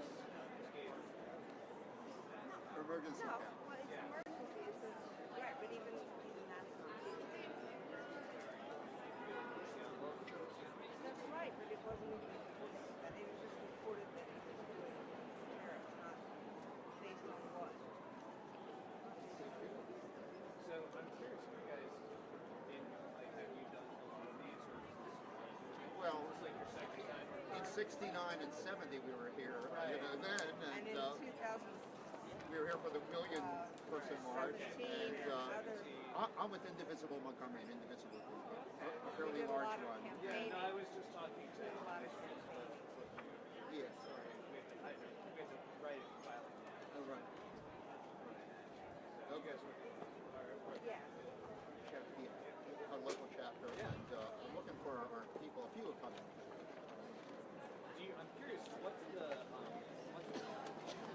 vibe like in It, obviously a lot of us are doing it this time. People just don't know what to do. yeah, there are a lot of Oh my news God, stories. yes. There are a lot of news stories saying that people are just not doing anything, but I don't think that's true.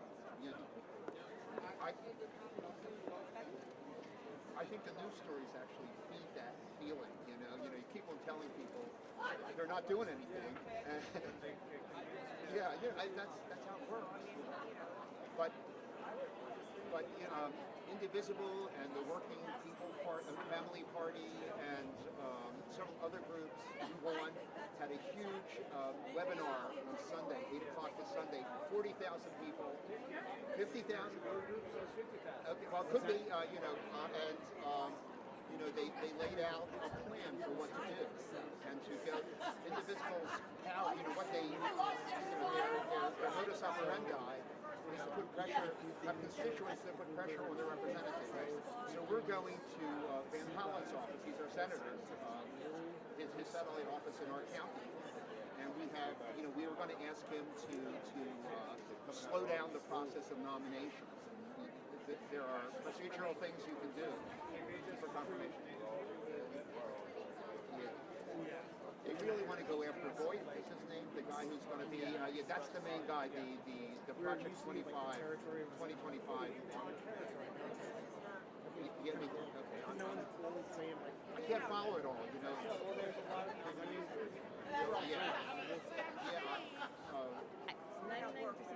Yeah, Kennedy went through it. So I don't think there's not going to be. So we're here. I think there's like There's a bunch of representatives down there, but I didn't spot any senators. No, the only thing And I is was that like, not my business. Yeah. walk down. True. I might have had given up my special shot, but we're not going to go.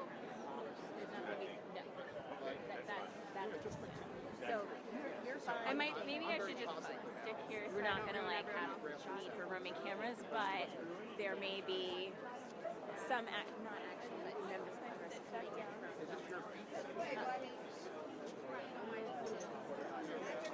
Great. And I'm sorry.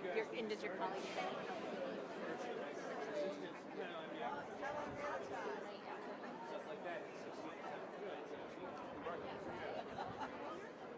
Have you got a car?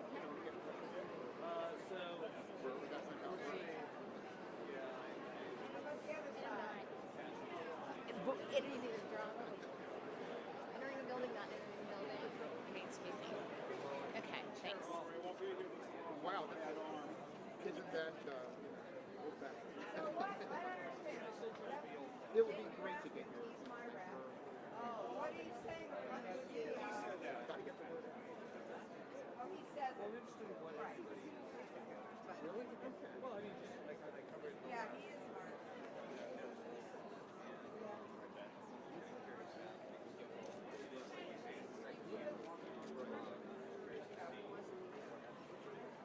Tim Trocky, Leslie is Trocki. Do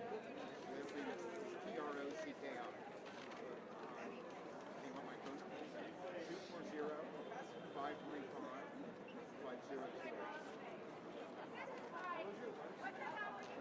Tammy's same last name. My rep is Sarah McBride, and she's darn good too. And I give you her phone number too. We have slightly different schools. It's 240-461-0444. Yeah, we'd be glad to. I mean, things are just developing. We're forming committees now.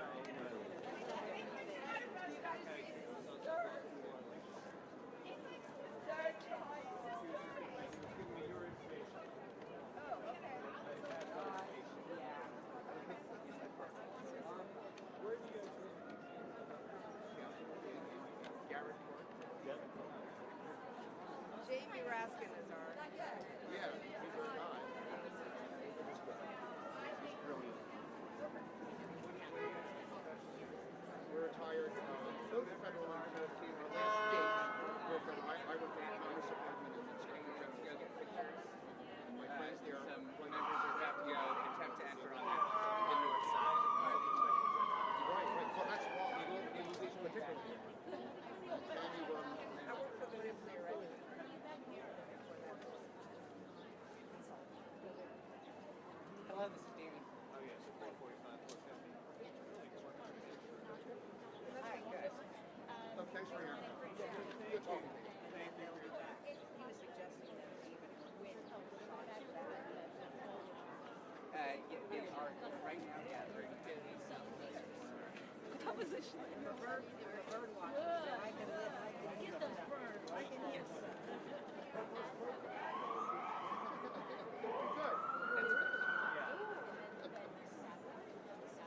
Yep.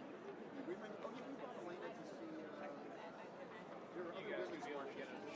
So, some members are about to attempt to enter on the north side of the building. If anyone wants to go over there. Members are about to enter on the north side of the building. Yeah, no problem. Okay, great.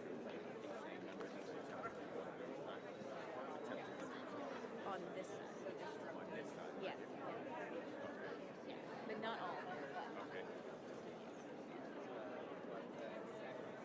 So you might move, like depending on, it's going to be a ramp that begins. Okay.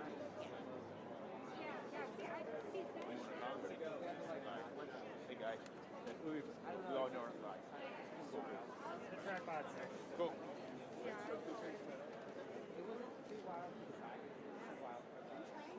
I don't know that they're going to get in. I mean, they didn't get in. Was that yesterday to the USAID? They attempted to get in. I don't think they were successful. Yeah, the membership. Yeah, the electeds. Yeah.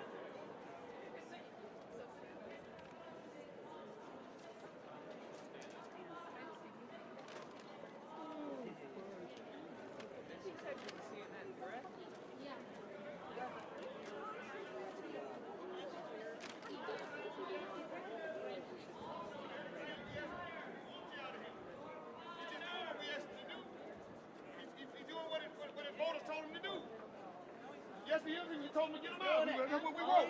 We want immigration first. No money to You're not going to be on the street soon.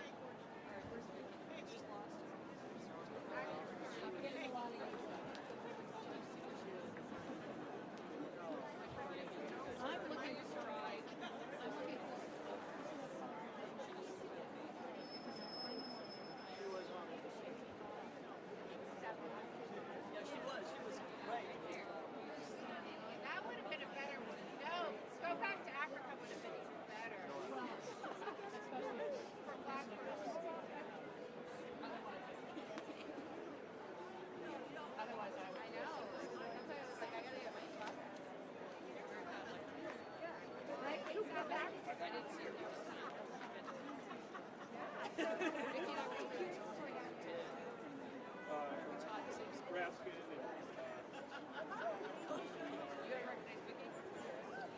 yeah.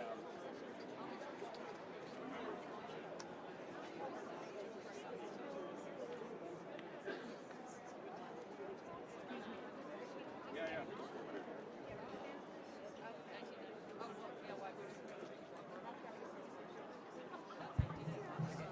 Hey folks, thanks for coming. I just want to let you know we'll get started in about 15, 20 minutes. We have several members that are trying to get answers in the Treasury building behind us. And they'll be joining us. They'll all be coming here to speak. So stay warm, stay tight, and we'll get started shortly.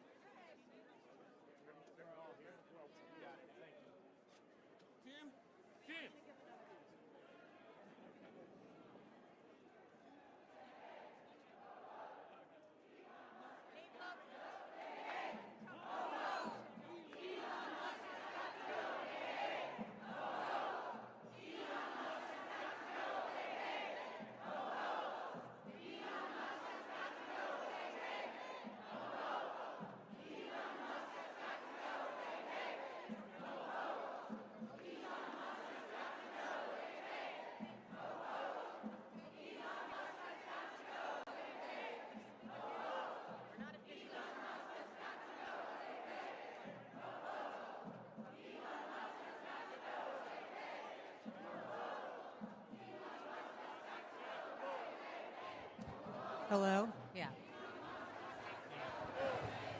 Hey, folks. We've got several House members right now heading into Treasury trying to get some answers. When they come back, we'll get started, but keep on going.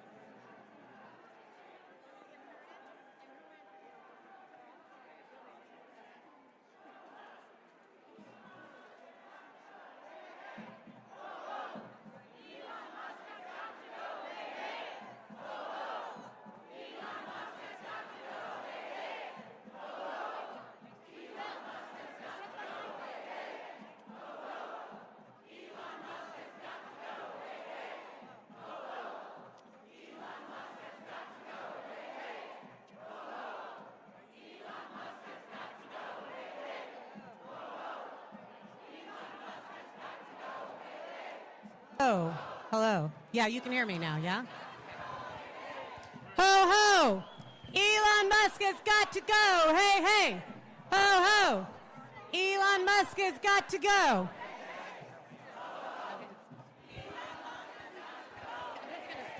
When the crowd, I'm going to start. Oh, okay.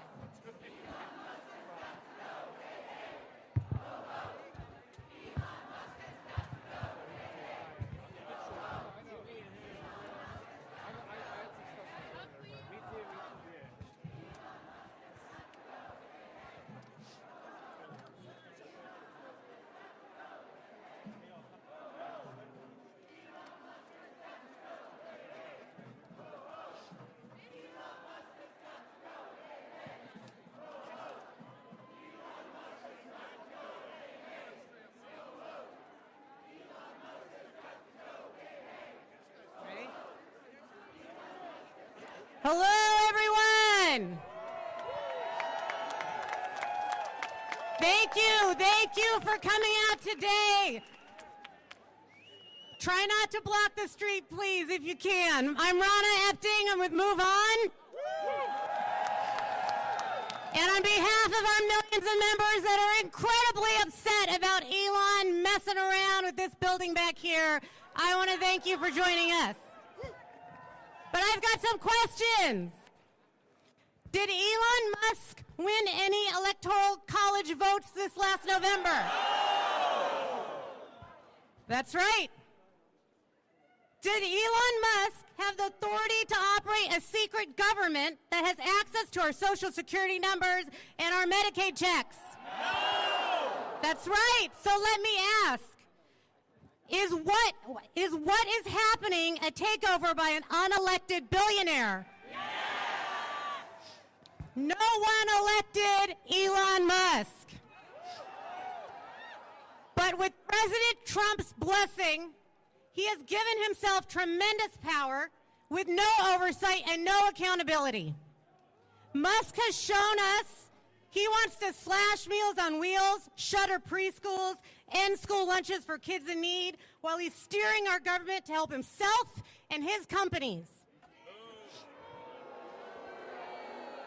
And it's just one piece of the Trump-Musk plan to take money away from us, the people, and replace it with tax cuts for billionaires. Did you vote for that? It's outrageous. It must end. That's why we're here today. It's why on Sunday night, over 50,000 people joined us on a live stream to take action and call on their members and their senators to fight this. And our elected officials are listening. Many of them are here with us right now. We're about to hear from many of them who are using their unique power to defend the people from this hostile takeover. And we're going to start with a good friend of ours, Representative Maxwell Frost.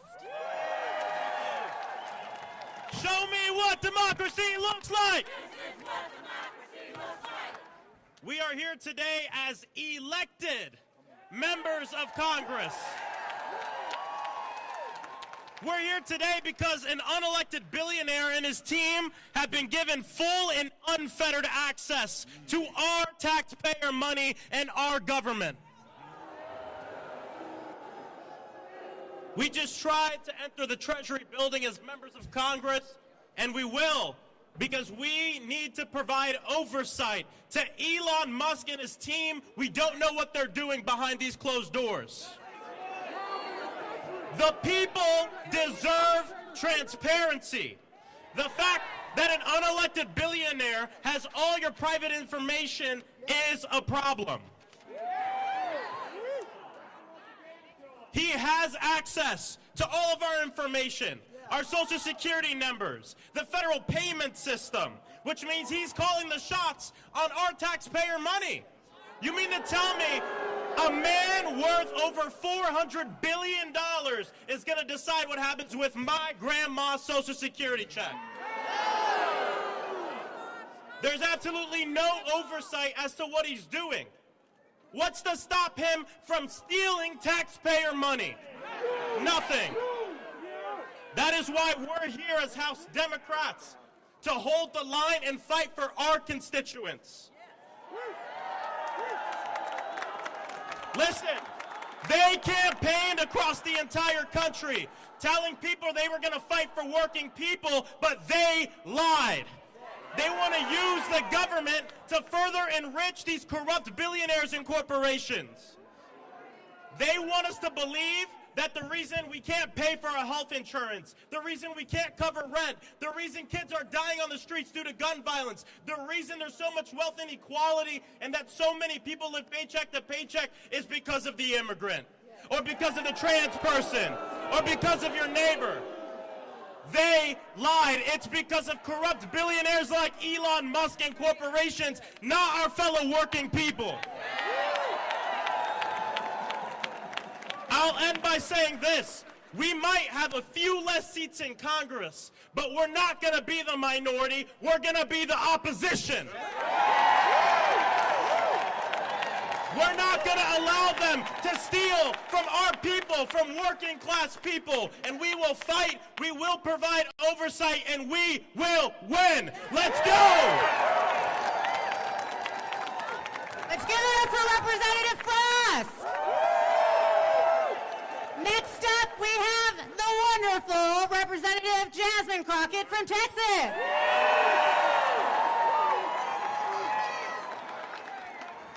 I'm going to try my best not to preach. I just want to say thank you, because every day that we show up in D.C., we show up for you. We know who we work for. We know that we work for the American people. And what we're not going to do is stand around while they pull this bullshit that they're trying to pull right now. This is why I'm not going to be able to preach, because I probably won't be able to stop cussing. But let me tell y'all something. I know some of y'all have been frustrated, and you've been saying, where are the Democrats? Where are our leaders? Well, I'm here to tell you that we ain't never left y'all, all right? We are here. We are also going to make sure that they uphold the law. We are not going to sit around while you go ahead and desecrate our Constitution, or you look at the laws that have been passed into law and say, never mind, we'll just ignore that. Instead, we are going to be in your face, we are going to be on your asses, and we are going to make sure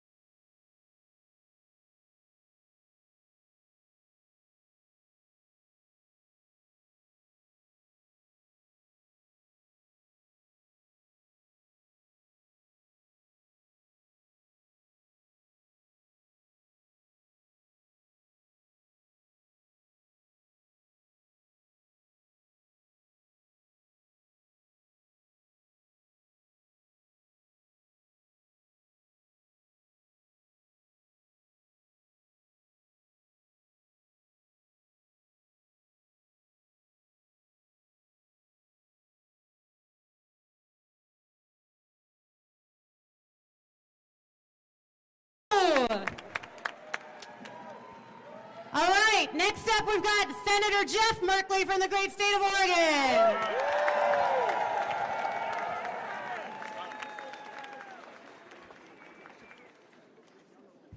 When we fight, we win. When we fight, we win. When we fight, we win. All right, we're ready to fight, so let's get at it. So, did anybody vote for a government of billionaires for billionaires? Are you ready to stand up and defend our democracy? Yes! What we're in the face of right now is an authoritarian takeover of our country, and we say, hell no! Hell no! Hell no! The first thing that an authoritarian dictator wants to do is take down the folks the inspector generals. That's what he did, and we want them restored. We want the inspector generals back in. And then reinstate. And then what happened? He took and went to the FBI offices and had those who cover the executive branch marched out of their offices. That is so wrong. We want the FBI looking at Trump and his team.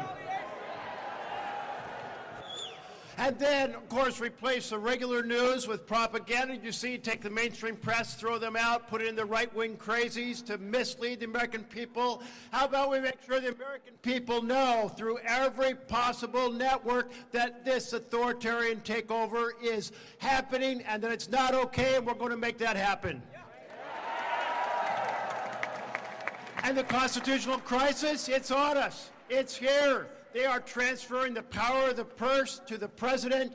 There's a fellow called Russell Vogt. He's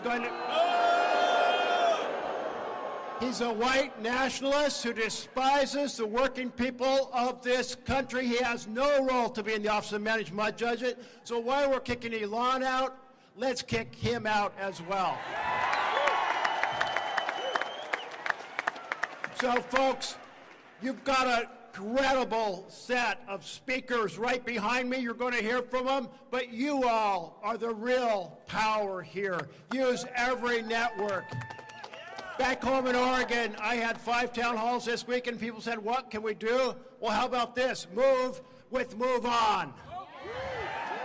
Join Indivisible.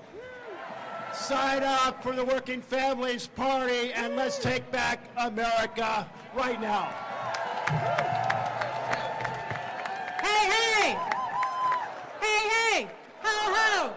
Elon Musk has got to go! Hey, hey! Ho, ho! Elon Musk has got to go!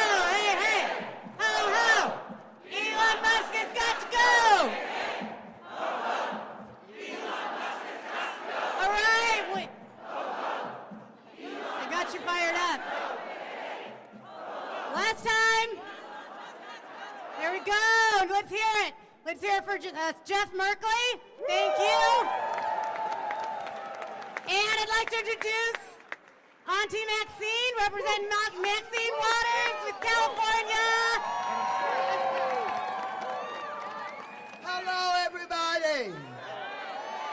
We have convened here in the right place, the Treasury Department. We have got to tell Elon Musk, nobody elected your ass. Nobody told you could get all of our private information. Nobody told you could be in charge of the payments of this country. We have told you you've made enough money off our government yourself. And now you want to take everybody else's payroll and make sure that they don't make the kind of money that you've made. Oh, you want to use our money to go to Mars? No. We want to use our money right here in Washington, D.C., in this country. We want to make sure that all of our federal employees are protected. We've got to make sure that you know and understand nobody elected you. You think you're the President of the United States of America, the co-president that can take over, go into our private payment system and do whatever you want to do. You got another thought coming. We're going to stop you right now. Ladies and gentlemen, we're at a crisis in this country. We're in a crisis in this country because Trump and Elon Musk and the billionaires have decided they're going to put us all in our place. They're going to run this country. They're going to make sure they take over everything. Are we going to let them do that? Are we going to let them run this government in the way that they can make even more money? And so they won't stop. It is so brazen. Every day, they're taking new actions. They're taking executive actions. Every day, they're doing something. Do you know that Trump and the billionaire class have created more cryptocurrency. Do you know that that cryptocurrency is not a donation, it's not an investment, it's going into their pockets? Do you understand that the money makers are in charge, they think? But when the people decide that we're not going to be trumped on, that we're not going to be walked on, that we're not going to be stumped on, that we're not going to allow them to control our lives and push us out, that when they understand that, we will win. We've got to be prepared to be out here no matter how cold it is, no matter if it's the rain, no matter if it's snowing. We've got to be here. This is our country. This is not Elon Musk's country. This is not Trump's country. This is our country. We deserve to have decent jobs. We deserve to have the respect. We deserve to be treated in a way that all Americans should be treated. And so let me just tell you now, I have Elon Musk's major office in my district. He won't even meet with the local elected officials. He said he was going to tunnel under from his office all the way to the airport so he didn't have to be among the measly people on the ground to get to the airport. He is a low-down, dirty, no-good person, along with Trump, that cannot be trusted, and we must not be afraid of them. Again, when the people fight, we win! When the people fight, we win! When the people say that you'd better see us because we damn sure see you. Thank you very much. Thank you, thank you. Next up, we have Representative Stansbury. Where are you? There you are. Here we go. Let's hear it for her. All right, good afternoon, America. This is your country. Let me hear you say it. This is our country. We are not going to let an unelected private citizen steal our data. We are not going to let Elon Musk steal our country. And we are not going to let Donald Trump dismantle everything that America stands for, because this is our country. Now, I was asked to come up here just a moment ago because there are, at least 24 members of Congress duly elected by the American people, and we have been denied entry into the United States Treasury. We demanded to do our job as the oversight body elected by the people to hold these people accountable, and as we stood out here tonight, as the Secret Service duly did their jobs, and we are grateful for what they do to protect this country, they were notified that the Secretary of Treasury was too busy to take our call. He is too busy to be accountable to the American people. He is too busy to know that we are here to demand our oversight responsibility and to make sure that they are held to account, and this will not stand.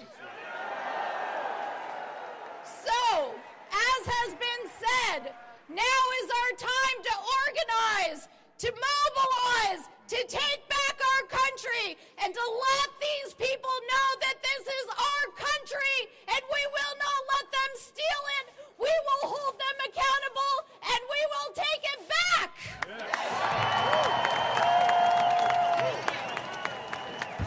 Yes! Let's hear it! Okay, next up we have Senator Blumenthal from Connecticut.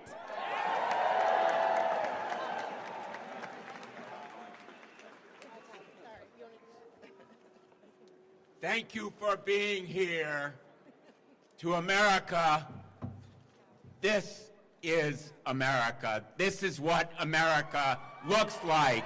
I am so proud to stand with you in defense of America. And when you think back on this moment, 10 years from now, 20 years from now, you will remember this is the moment that made a difference for America, because the message here is we have to reach beyond this crowd, reach beyond this city, reach beyond Democrats to Republicans and say you are losing your country too. And to all of the federal employees who are here today, if you're a federal employee, raise your hand. Raise your hand if you work. We are proud of you. We are proud of you. You serve America. How many veterans do we have here today? Thank you. Thank you, every one of you. Now let me just say to you, all of your disability benefits, all of the payments that go to your bank accounts, all of that information now belongs to Elon Musk. All of the people who receive any checks, tax refunds, your information is now with Elon Musk. And all of the Americans who pay taxes, your information is with Elon Musk. Every American's information is at risk. Your privacy, your security, every one of you. What is Elon Musk going to do with that information? What does Elon Musk do with anything he touches? He makes money. He's going to make money from that private information, not only himself, but his billionaire friends. So we need to send a message to America. Everybody has a stake in Elon Musk enriching himself, all of the self-dealing that marks Donald Trump's presidency so far, all of that self-enrichment by the billionaires, all of the freezing of money and funding, all of the hiring freezes, all of the firing of inspectors general, it's all to pay for billionaire tax cuts. And Elon Musk will use this information for billionaire tax cuts. All of you today, this smash and grab by Elon Musk is going to stop. The way it's going to stop is through you. Thank you for being here today. God bless everybody who is here. Thank you so much. And now I want to introduce my great colleague from the state of Maryland, who is fighting for us, who represents so many of you, Senator Van Hollen of the great state of Massachusetts. Thank you, Dick, and it's great to see all of you here. I see a sign there saying, "Stop Elon's takeover." Are we going to stop Elon's takeover? You bet we are. This is the most corrupt bargain we've ever seen in American history. Elon Musk gives $250 million to elect Donald Trump, and Donald Trump turns over the keys to the United States government to Elon Musk and his billionaire friends and his cronies. Are we going to let that stand? No! Hell no, we're not going to let that stand. This is happening all over the federal government. Many of you joined us the other day at the Agency for International Development. This is happening at the Justice Department. What we're witnessing here is the biggest heist in American history. Elon Musk coming into the Department of Treasury and stealing Social Security numbers, personal data. Are we going to let this stand? This is all about taking over the government in order to advance the interess of Elon Musk and the billionaires at the expense of everybody else in America. It was the big lie and the big betrayal. The big betrayal. Donald Trump said he was going to,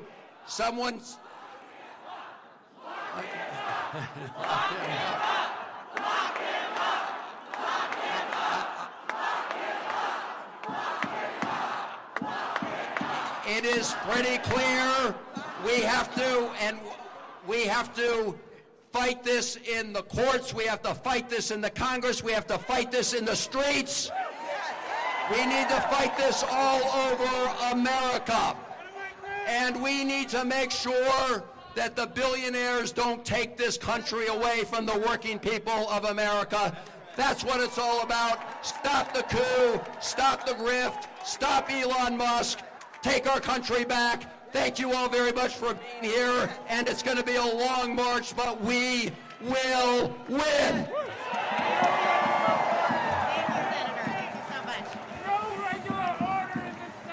Thank you, thank you. I just want to thank all of these leaders. We're not done yet, but thank you for your leadership. And next we're going to bring up Senator Chris Murphy. Thank you.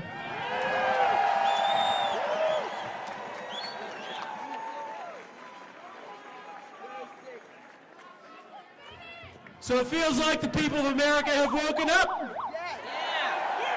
We are wide awake to the fraud that is being perpetuated on this country inside this building, and we are not going to stand for it.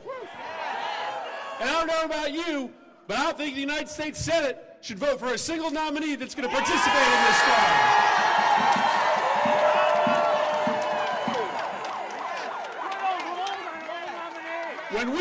When we open up the Senate every single morning, we don't pledge allegiance to the billionaires.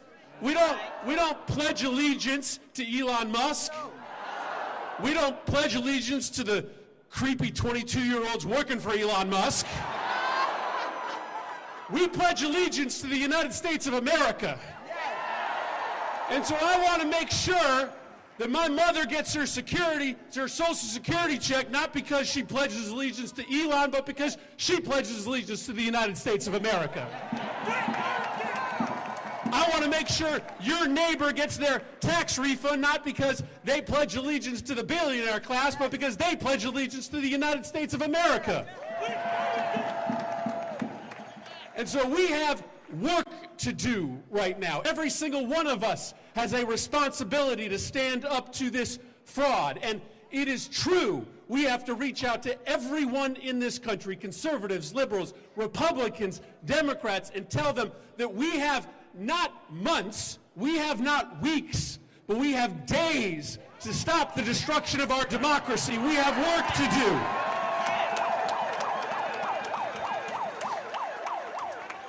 And so we will fight with you to make sure that in this country, it is the people that rule.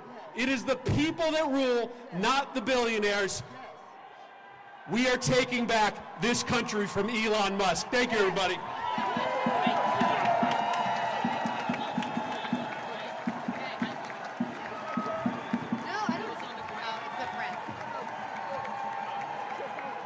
I think we...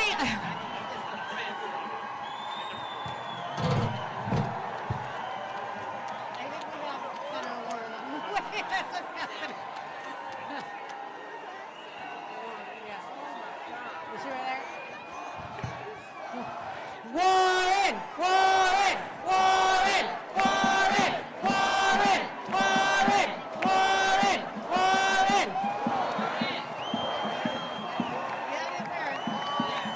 Senator Warren is in the house.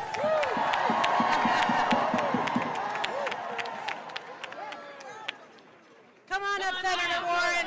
The people want to hear from you. Let's give it up for Senator Warren.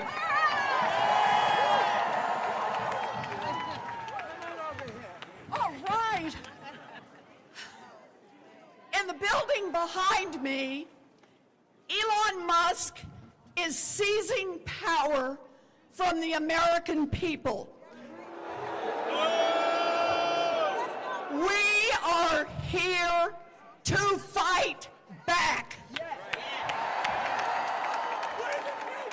A few months ago, Elon Musk spent $280 million to buy an election for Donald Trump. Now, Elon Musk is here to collect on his investment. He is here to seize power for himself. We are here to fight back.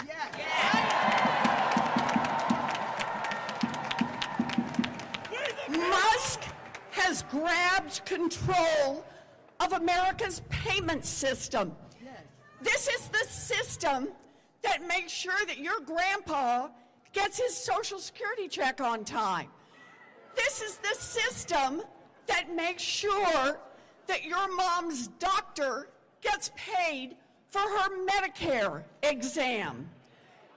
Elon Musk wants the power to turn that on, to turn that off, as Elon Musk decides.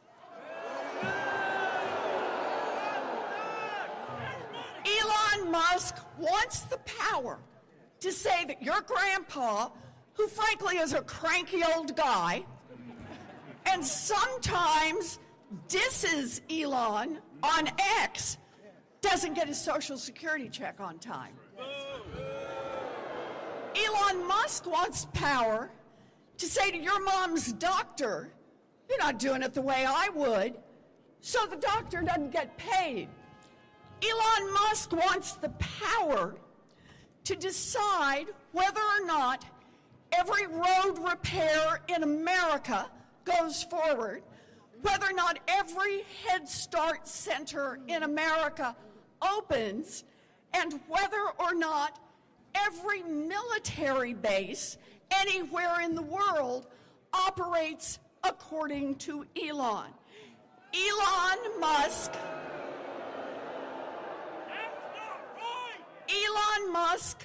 wants everyone in America to be at the mercy of Elon Musk. We are here to fight back. Fight back. Now, no one elected Elon Musk to nothing. That's right. Not one Democrat in America voted for Elon Musk. Not one. Not one Republican in America voted for Elon Musk. Not one independent in America voted for Elon Musk. Not one libertarian in America voted for Elon Musk. Damn, not one vegetarian in America voted for Elon Musk. And yet, Elon Musk is seizing the power that belongs to the American people. We are here to fight back.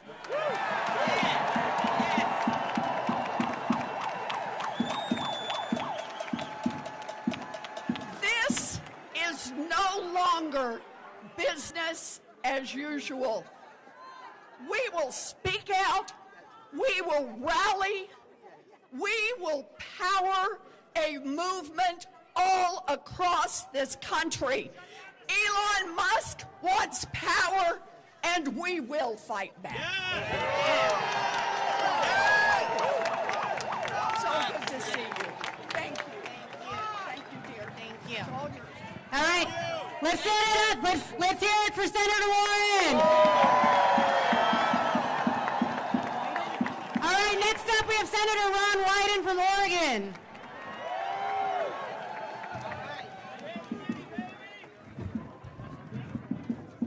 So, on the Finance Committee, I'm the point guy to make the decisions that really matter for the people who are here and the people of our country.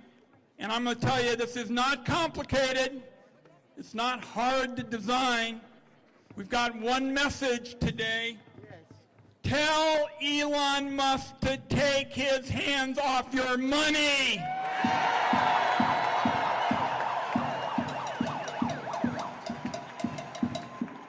This is, as you know, it's about choices. And some of these Musk people know what they want. They want to cut Medicaid. They want to cut hunger. They want to give the money to the people at the top. Not going to happen on our watch, everybody. And I'm looking out at this great crowd, and it seems to me there's one message for the billionaires, and that is that political change doesn't start at the top and then trickle down. We're here to say we're going to be organizing from coast to coast. Changes bottoms up, and we're going to protect these funds in the trust. Count on it today. They are not going to be meddled with, and I assure you that's the case. God bless.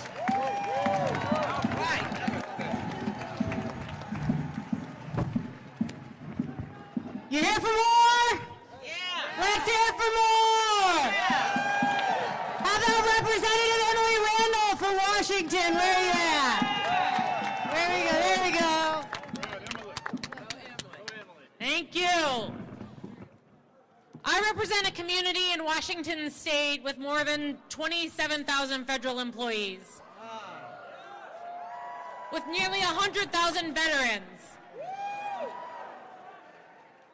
retired, disabled elders, children on Medicaid, folks who are using their voices to demand that we have a government run for the people, not the billionaires.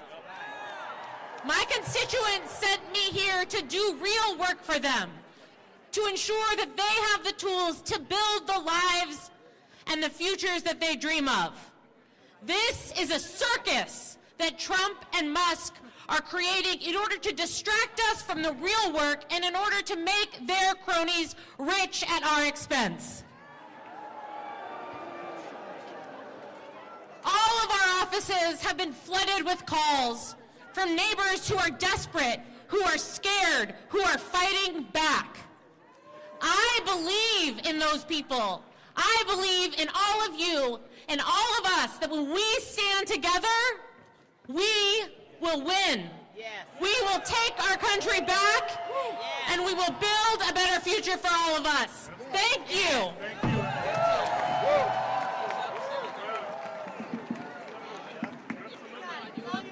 Hello, everybody. Are we going to fight the fight? Yeah. Are we going to win the fight? Yeah. Are we not going to rest till we win? Yeah. Let me say first some good news. Every one of the 47 Democratic senators is going to vote against that horrible, dangerous man, Russell Vogt, on Wednesday. And we cannot allow Elon Musk and a small group of people to secretly, behind closed doors, take away our privacy, take away our dollars, take away everything we have. We are going to fight this fight. I am going to stand with you in this fight, and we will win. We will win. We will win. We will win. We will win. We will win. We won't rest. We won't rest. We won't rest. We won't rest. Thank you, everybody. Thank you, Leader Schumer. All right, we're going to...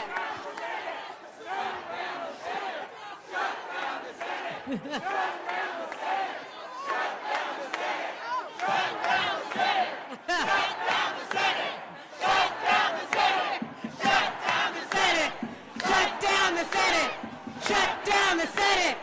Shut down the Senate! Shut down the Senate! Shut down the Senate! Shut down the Senate! Shut down the Senate! Hey! Hey!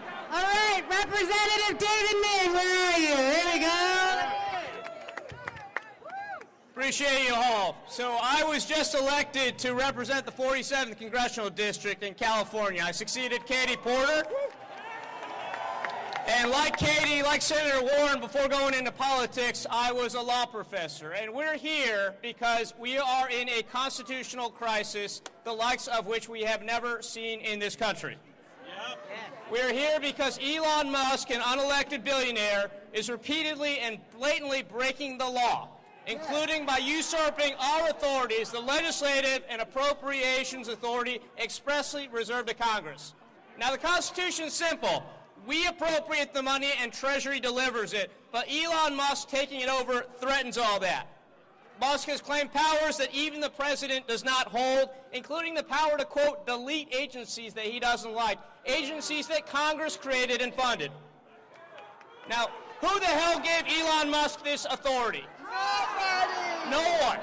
It's not in the Constitution. Until yesterday, Elon Musk had no official role with the administration.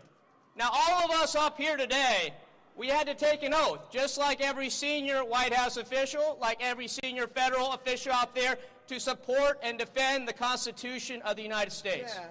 You know who never took that oath? Elon Musk. Now, the White House claimed just yesterday Elon Musk is a special governmental employee. Now, and there's no evidence that he was ever appointed that role, but let's be clear. He is special, very special, No, he's not. but not in that kind of way. And special governmental employees do not have the right to delete agencies, fire federal employees, shut off access to their accounts. But let's step back and ask, why did Elon Musk want to take control of the payment system? That's the $64 trillion question. And we know why, because he made clear he wants to cut $2 trillion from our budget. Now, if you look at our budget, there's not $2 trillion to cut unless you massively cut Social Security and Medicare, and that is what he's after.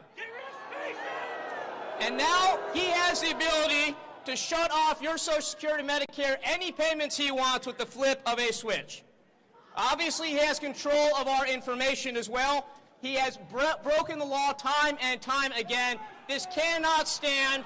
He must be held accountable. He must be made to pay. We must enforce the law.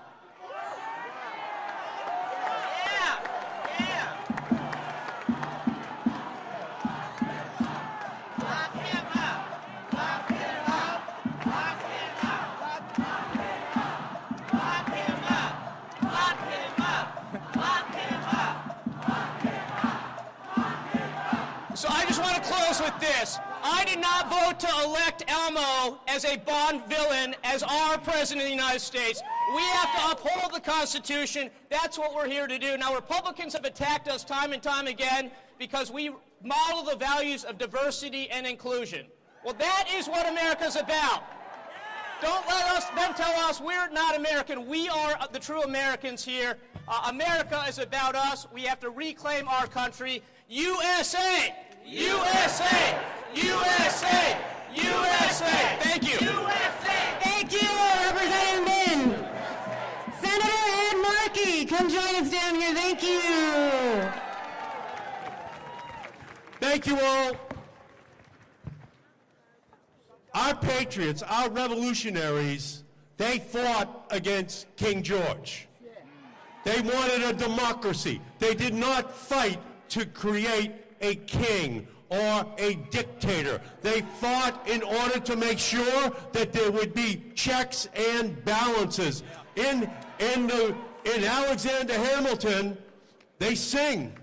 They sing of the room where it happens. Well, this Department of Treasury is now where Donald Trump has given Elon Musk the keys to all of the tax money, all of the programs, all of the hopes, all of the dreams of all Americans. But this is not the room where it'll happen. This is the room where it's going to happen. It's going to happen out on the streets of our country. We are not going to make America great again by making America hate again. We are going to stand and fight. Those revolutionaries, they got knocked down, but they got up and fought. The abolitionists, they got knocked down, but they got up and fought. The suffragettes, they got knocked down, but they got up and fought. And right now, all across America, people are knocked down, but they are getting up and they are going to fight the dictator of Donald Trump and his henchman, Elon Musk. We cannot allow this unlawful, unfair, unconstitutional act to stand. We are going to stand and fight. Fight! Fight! Let's go and do it! Thank you. All right, let's give it up for Representative Ayanna Pressley.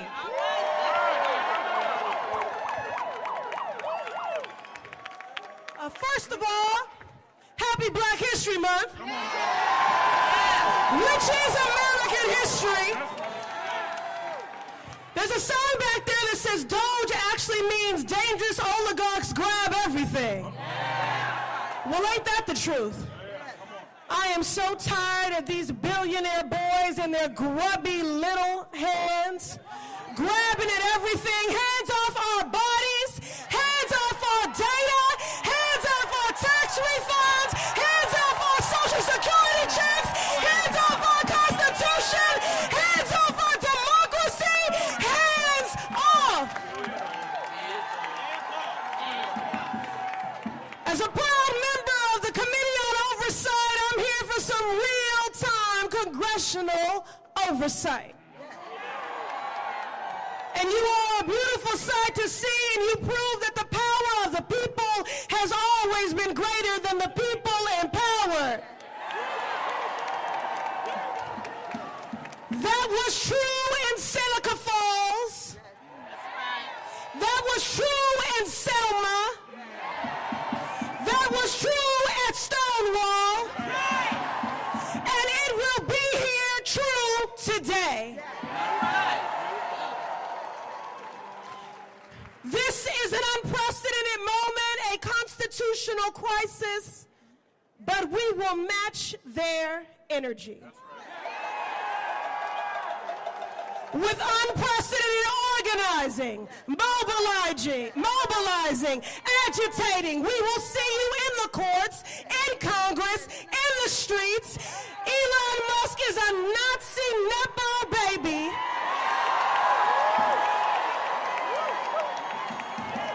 A godless, lawless billionaire who no one elected. Elon, this is the American people. This is not your trashy Cybertruck that you can just dismantle, pick apart, and sell the pieces of. And I want to say to our Republican colleagues, pay attention. We're here today in the hopes that you will see the light. But if you do not see the light, we will bring the fire. Resist!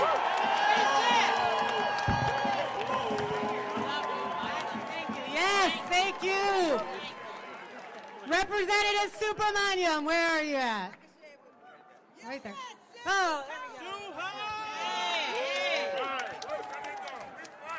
Thank you so much for being here today. Are we ready to fight?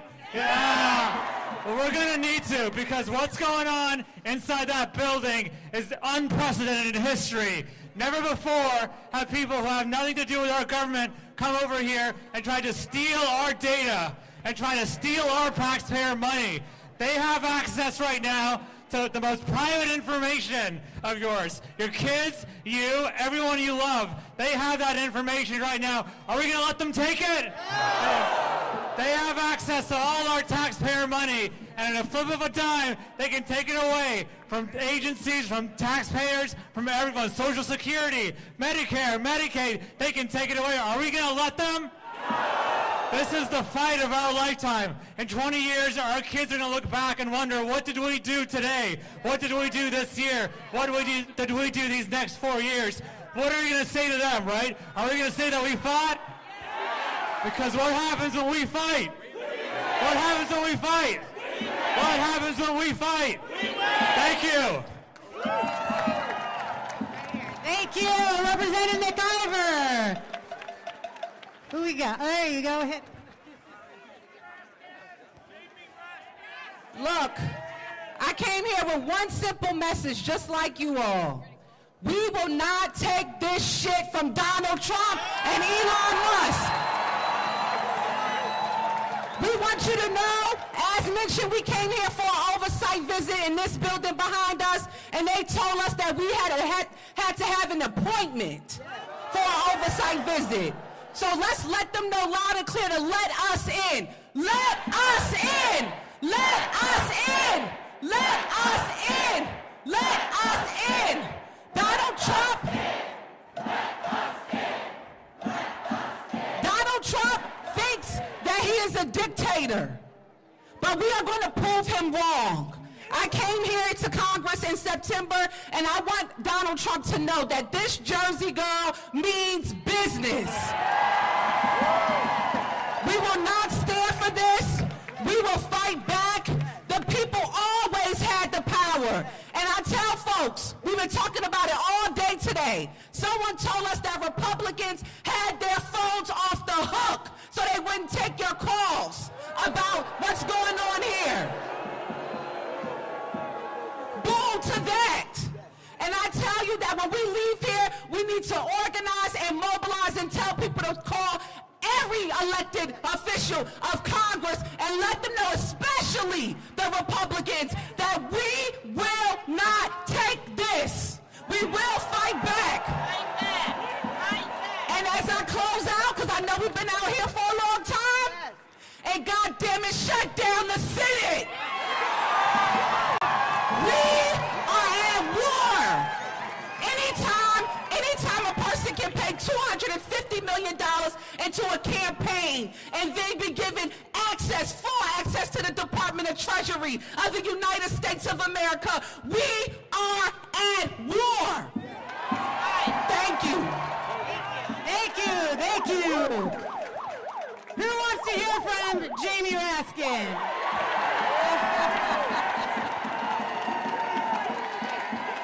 I think we'll call you.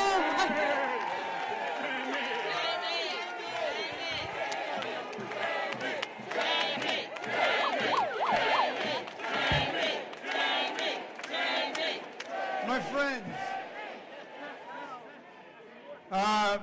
we got to keep meeting like this.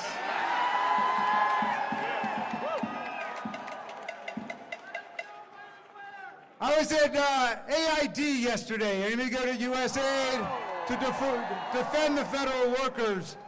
And I saw Elon Musk tweeted out a picture of a non-violent, boisterous rally saying, "Looks like an insurrection to me," he said. You know,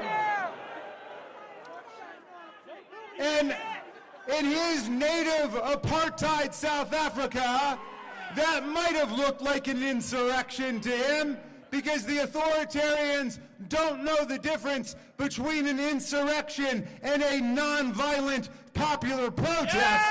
Okay? So I want to give him a little seminar on it. An insurrection is when the president, who's been defeated by more than 7 million votes in an election, tells people to go and fight like hell, or they're not going to have a country anymore, and they go and they beat up our police officers, wounding and injuring and hospitalizing more than 140 of them. And they chant, "Hang Mike Pence." That's what an insurrection looks like. That's what an insurrection looks like. This is not an insurrection. This is a resurrection today.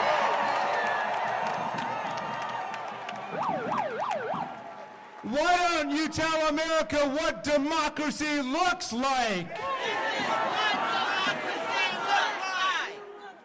What does democracy look like? This is what democracy looks like. Well then, if we're looking at the Treasury Department, tell me what plutocracy looks like. What does democracy look like? This is what democracy looks like. What does plutocracy look like? This is what democracy looks like. Well, my friends, they sent a memo to 2 million federal workers called the Fork in the Road. The Fork in the Road. Wait a second. They took the memo verbatim from what Elon Musk sent the workers at Twitter when he took over that company, and now he thinks he's taken over this company. And so he sent everybody the exact same Fork in the Road memo with the exact same subject line, Fork in the Road.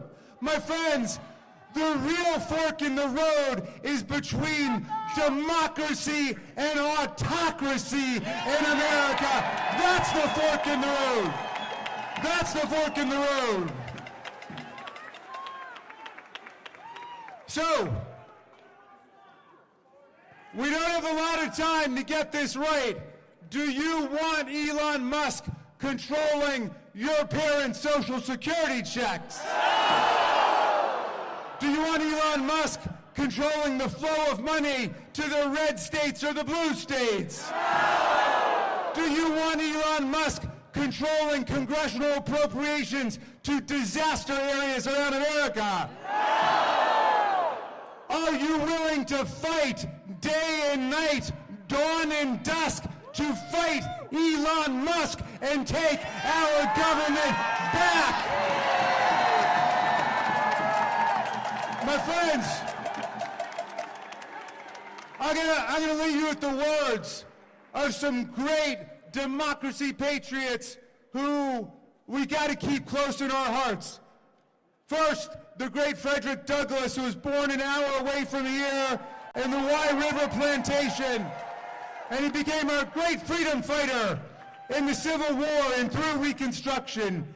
And Douglass said, if there's no struggle, there's no progress. And the struggle may be moral, it may be physical, it may be moral and physical, but there must be struggle. Power concedes nothing without a demand. It never has, and it never will.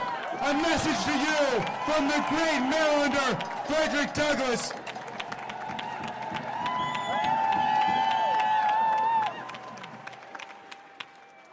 I want to leave you with the words of the great Tom Paine. You know, he came over to America in 1774. He fell in love with the promise of America. He said, if this land lives up to its values and ideals, it will become an asylum to humanity, he said. Not an insane asylum, mind you. A place of refuge for people seeking freedom, democracy, self-government. And he wrote Common Sense, the pamphlet that ignited the American Revolution against the kings and the queens and the oligarchs and the plutocrats and the emperors, all of it. But 1776 was a tough year. Half the people are still running around saying, you can't beat kings and queens. Everybody's always lived under people like Donald Trump or Vladimir Putin or Kim Jong-un. But half of the people said no. They said, let us gamble on democratic freedom. Let's pledge to each other our sacred honor, our property, our very lives to fight for democracy and freedom, said Tom Paine. And then in 1776, he wrote a pamphlet to give people courage and hope. It was a tough time. The country was split. And a lot of people were caving in to the monarchs and the plutocrats. And he wrote a beautiful pamphlet called The American Crisis. I want to quote a tiny little passage for you. I'm going to update the language pursuant to instructions from Nancy Pelosi, who said Tom Paine was a feminist, and that he was. He was fighting for women's suffrage in the 18th century, just as he was fighting for abolitionism too. But he wrote this line, and he said, these are the times that try men and women's souls. The summer soldier and the sunshine patriot will shrink at this moment from the service of their cause and their country. But everyone that stands with us now will win the love and the favor and the affection of every man and every woman for all time. Tyranny, like hell, is not easily conquered, but with this saving consolation, the more difficult the struggle, the more glorious in the end will be our victory. Let's make that victory ours.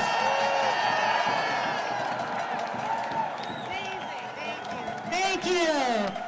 Thank you, Representative Raskin. We've got a few more folks, and we're also going to give you guys some homework, some stuff to do about this at the end. So we're going to hear from Representative Teresa Fernandez. Where are you at?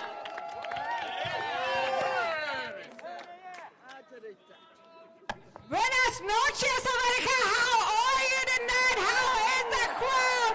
I am Teresa Fernandez, and I represent the beautifully diverse district in Nuevo Mexico, but I am also the chair of the Democratic Women's Caucus, and women are going to war. Women are going to war. Let me tell you, I am here on behalf of the women, the mothers, the veterans, all those women who are afraid with what they're doing.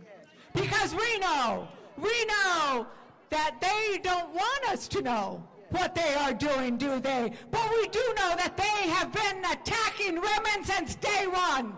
They have been attacking women since day one. They have told us that we cannot control our own body. And what do we say to that? We demand equality.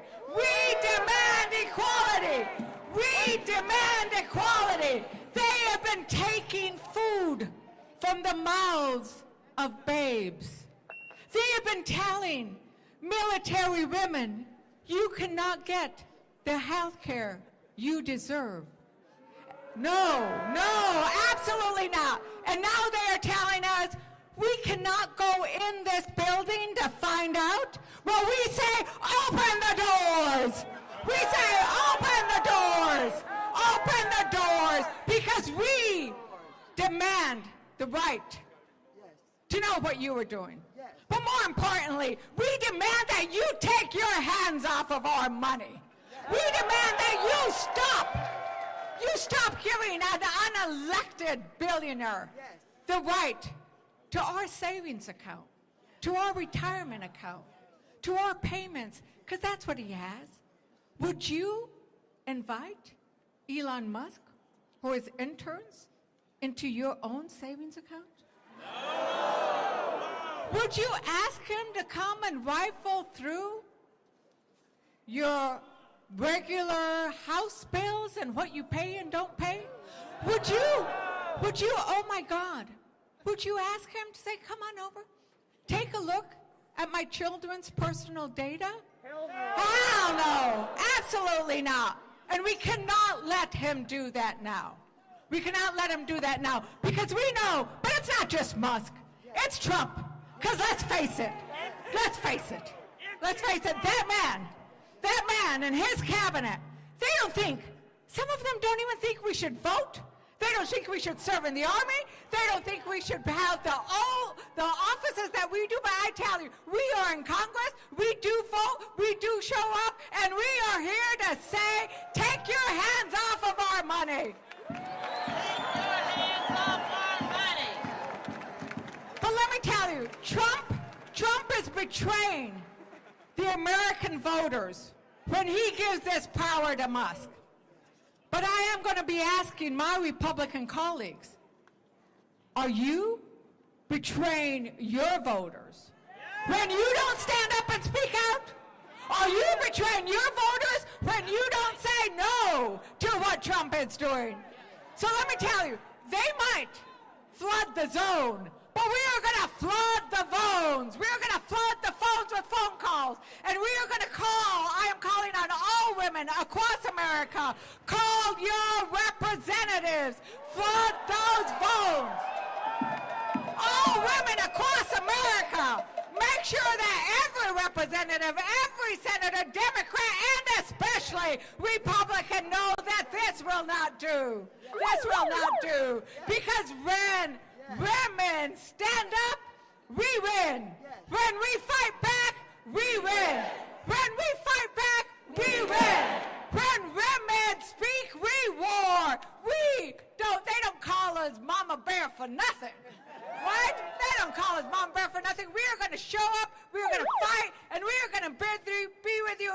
every step of the way. Muchísimas gracias. Hasta la victoria. Thank you. Next up we have Representative Seth Magaziner. Sorry. Hello, everyone. I'm Seth from Rhode Island, and I see a whole lot of people in front of me who love America, who love our democracy, and who are ready to fight for it. Are you ready to fight for it? We are standing here with you today as representatives of the people, by the people, and for the people, and we are going to get you your money back. And we are standing in front of this building because, get this, this weekend, an army of unelected, unvetted, unconfirmed, unknown children broke into this building to steal your money, steal your data, and steal our democracy. And that group of unelected, unvetted, unconfirmed children were acting under the orders of an unelected, unvetted, unconfirmed, man-child billionaire who is trying to steal from you. And we are not going to let it happen. We are not going to let the cruelty of this man win. The cruelty of stealing from the people to pay for a tax cut for himself. To steal food from children to pay for a tax cut for himself. Medicine from seniors to pay for a tax cut from himself. Your data to get money for a tax cut for himself, and our democracy for a tax cut for himself. We are not going to let that happen. My question for you, are you ready to do the work? Because this isn't going to happen by himself. He was bragging over the weekend that he was working harder than us. So are you ready to do the work? Are you ready to do the real work to take our country back? We are ready to work with you, and we are going to win. Thank you very much. Thank you, thank you, thank you. Representative Bynum up here. All yours. All right, greetings from Portland, Oregon. Now, I just started this job, and they already got me out here in the cold. We fly 3,000 miles twice a week to put up with this foolishness. I'm not happy. Say it again. My baby said, Mama, you leaving again? See, yeah, baby, I'm a patriot. I'm a patriot. They never told me I could be a patriot, but I'm a patriot. And you're a patriot. And you're a patriot. And you're a patriot. Because I grew up here in D.C. I was a little girl. I was a little girl that rode the 50 line to Brightwood Elementary School. And they always told us the British had come to storm the city. They always reminded us the British had come, and they burned everything down, and we could never let that happen again. They told us, and here we are, Trump and his billionaire boy band. They're not British this time, this one's South African, but they came back, and we're here to say bye-bye. Bye-bye. Bye-bye. Bye-bye. Now, Trump, I done already sued you one time when y'all came to Portland and y'all were body snatching, and that had to stop. But I'm here today to tell you we're showing up. We are all patriots. They're going to take their hands out of our piggy banks. We're going to shut it down.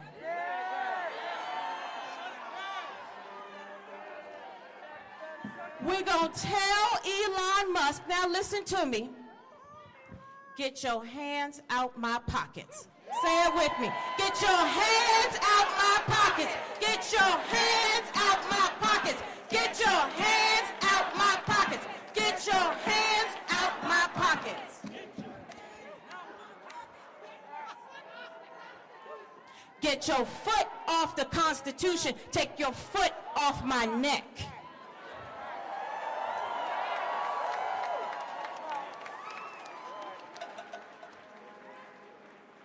Now, it's important that you all know that some of us up here are parents. And the reason we serve in Congress is to secure the blessings of liberty for ourselves and our posterity. That means not just for this generation, but the next generation, and the next generation, and the next generation, and the next generation. I'm not flying 3,000 miles away every week, twice a week for you to take my money. I'm not giving an inch. And you're not giving an inch. And you're not giving an inch. This is our country. Like I said, Trump, I done already sued you once. I'm ready to do it again.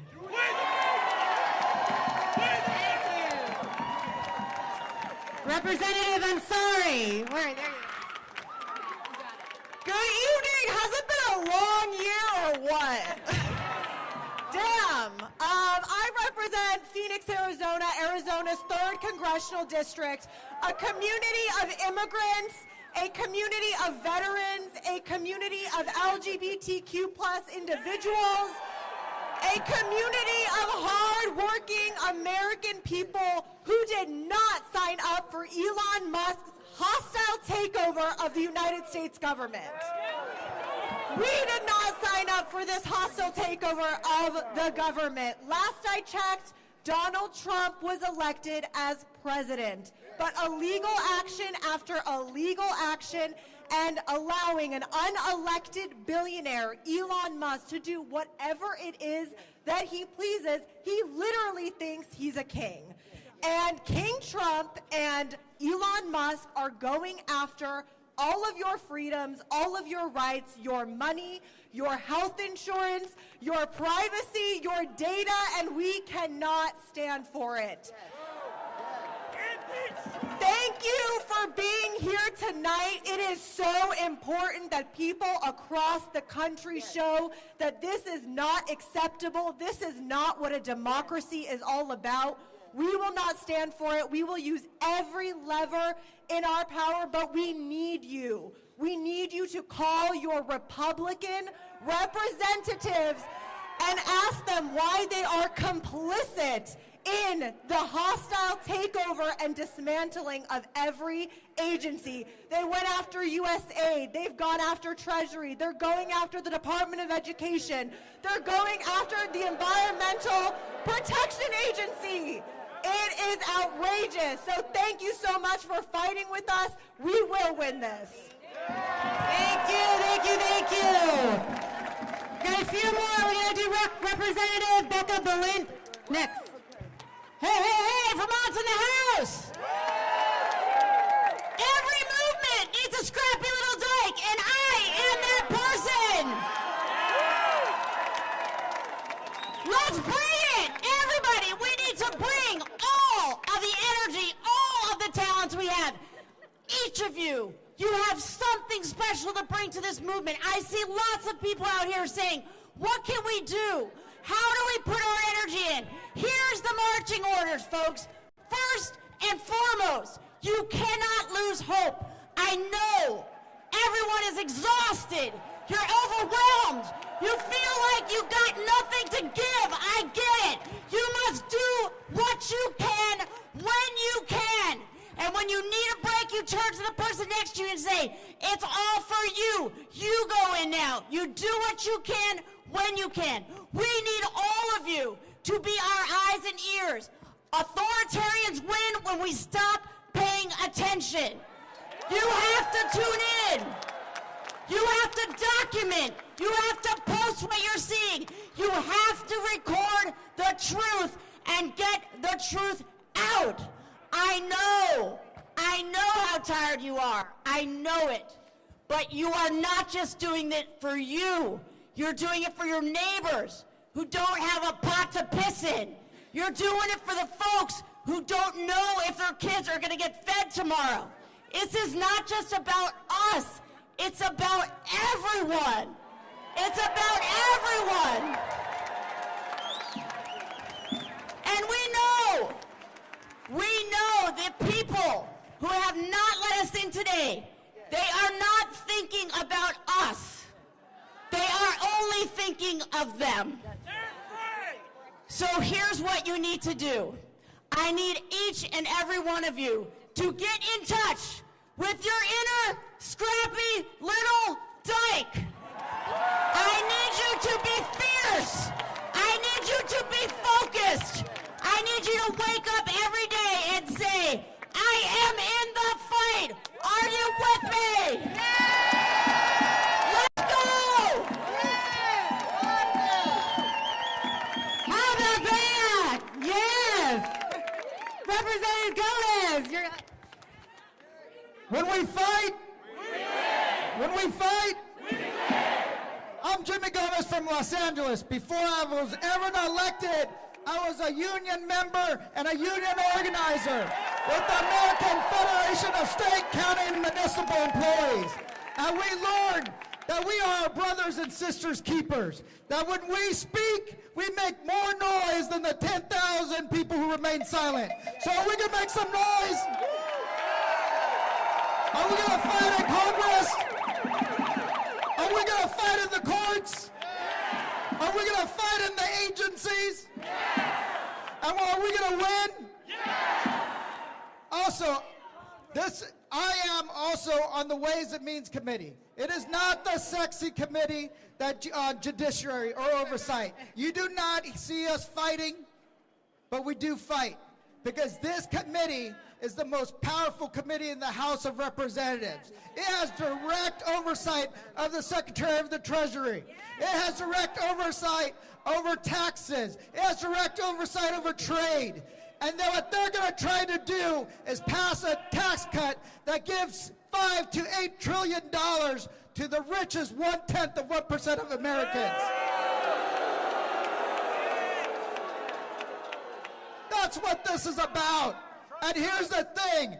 When Secretary Bessent gave access to Elon Musk and his cronies, it wasn't just about data, right? People say it's about data. It's about control. It's about control. Because if you ever filed your taxes, they have your bank account number. They have your routing number. And what they can do is take that money out of your account without ever you knowing it. So that's what they can do. They can steal your money.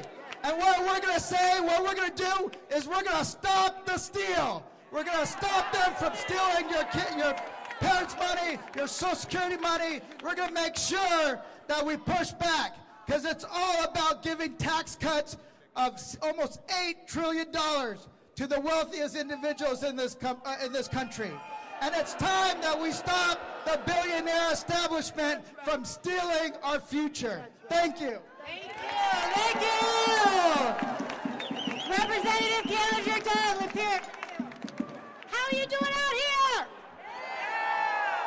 How are you doing out here? I'm Sydney Kamlager-Dove. Shut down the Senate! Shut down the Senate! Shut down the Senate! Shut down the Senate! Shut down the Senate! Shut down the Senate! That's right! My name is Sydney Kamlager-Dove, and I am from Los Angeles. And we are still trying to recover from the devastation of the fires across LA County. And I can tell you something for sure. No one elected Elon Musk to make any decisions about getting my county, my city, my state aid to help us rebuild. There is an economic coup happening right here in the Treasury and right there in Trump's White House. But there's a revolution happening right here in these streets.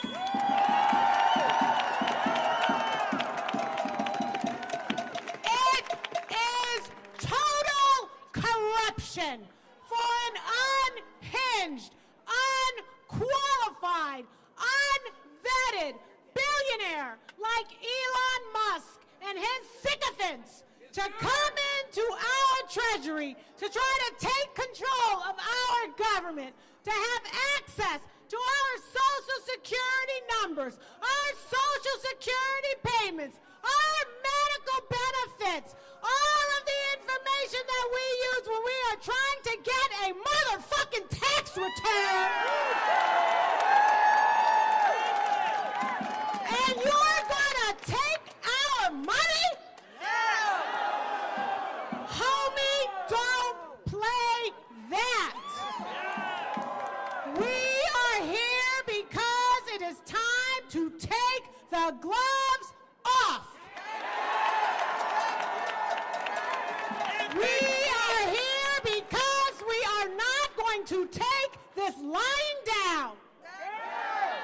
We are here because we care enough about our country and our democracy and our privacy and our information that we are going to fight, fight, fight until we win.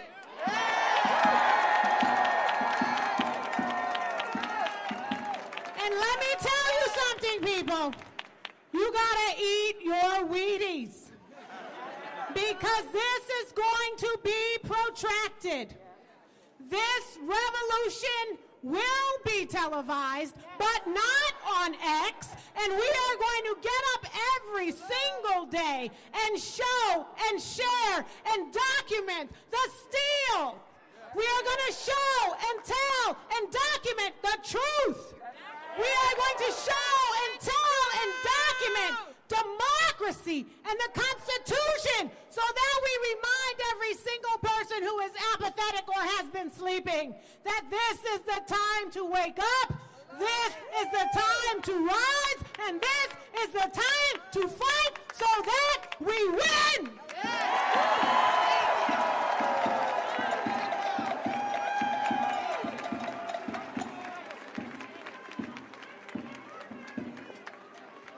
Can you hear me?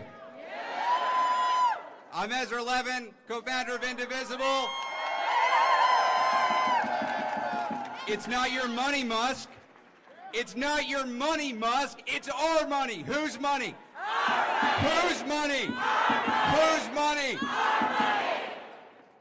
Our money. It's our money. Now, I love a good chant, y'all. I love a good chant. Feels good to chant. It's not enough. It's not enough to chant right now.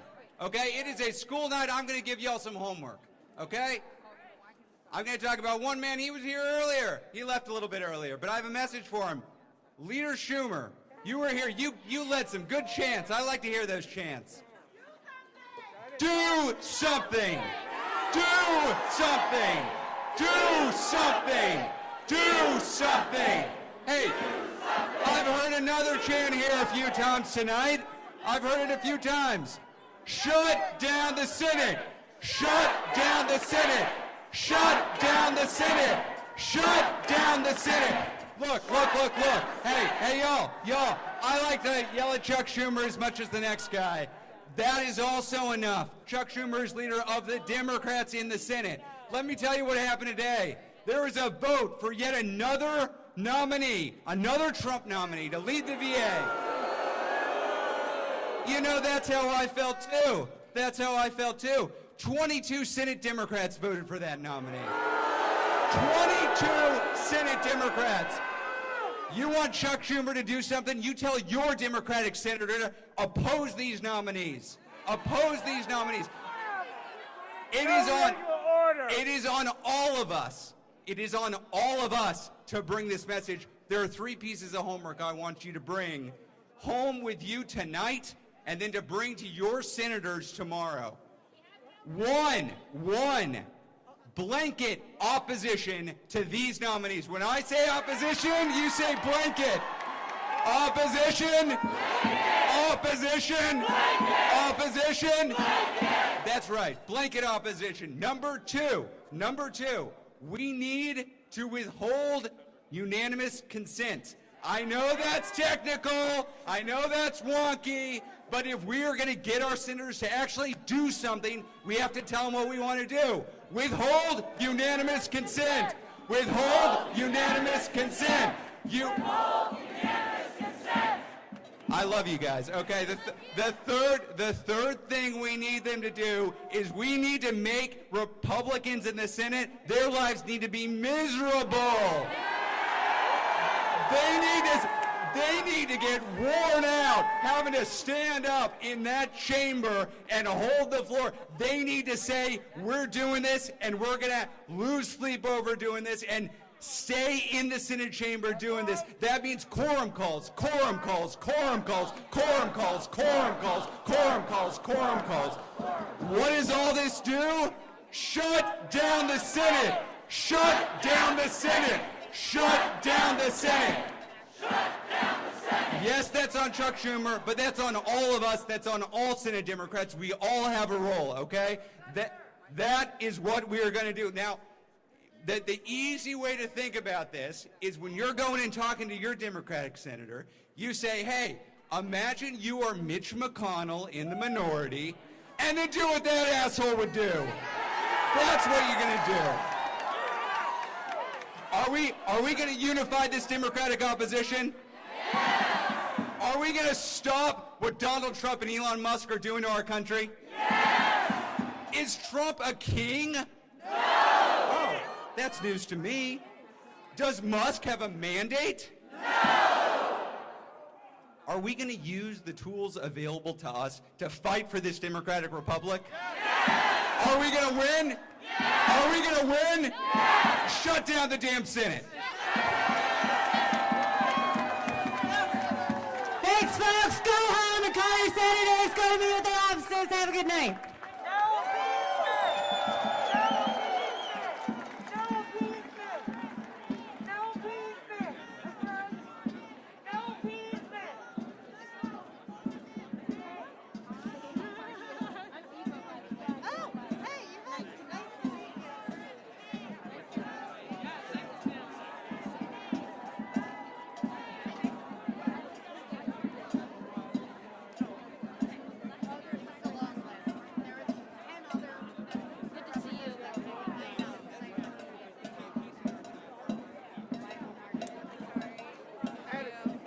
All right, Brooke.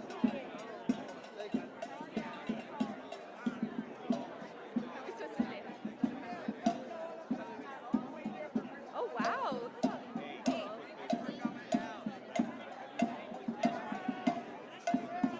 Right on that corner. It's like literally right there. So we're going to have to battle our way across the street to be out of here. Yes, I don't think how many did you bring? Where the hell are they? Nice. Where the hell are they? Look at you. You are just our road. I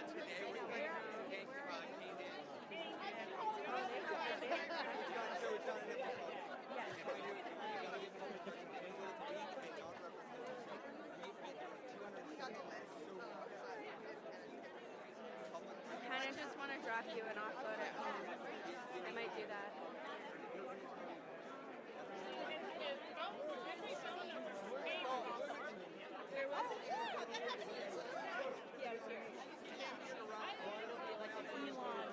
Can you root for I am going to get that. Huh?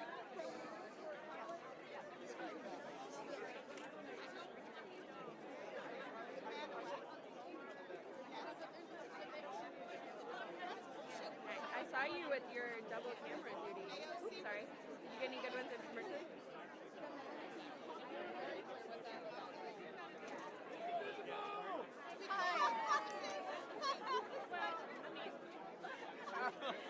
Just in time.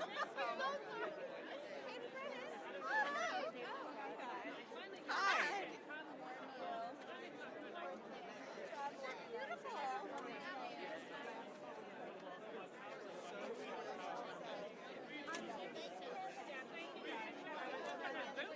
Much better than nothing. I was sitting in a very uncomfortable position over like jostling. But it was definitely much better than nothing.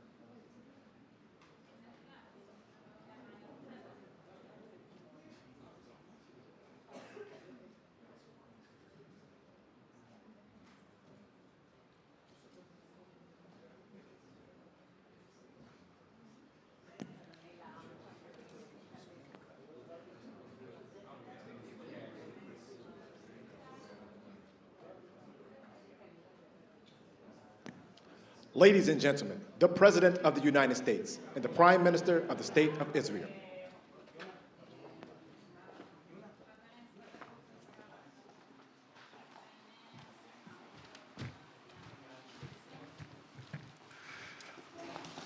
Thank you very much.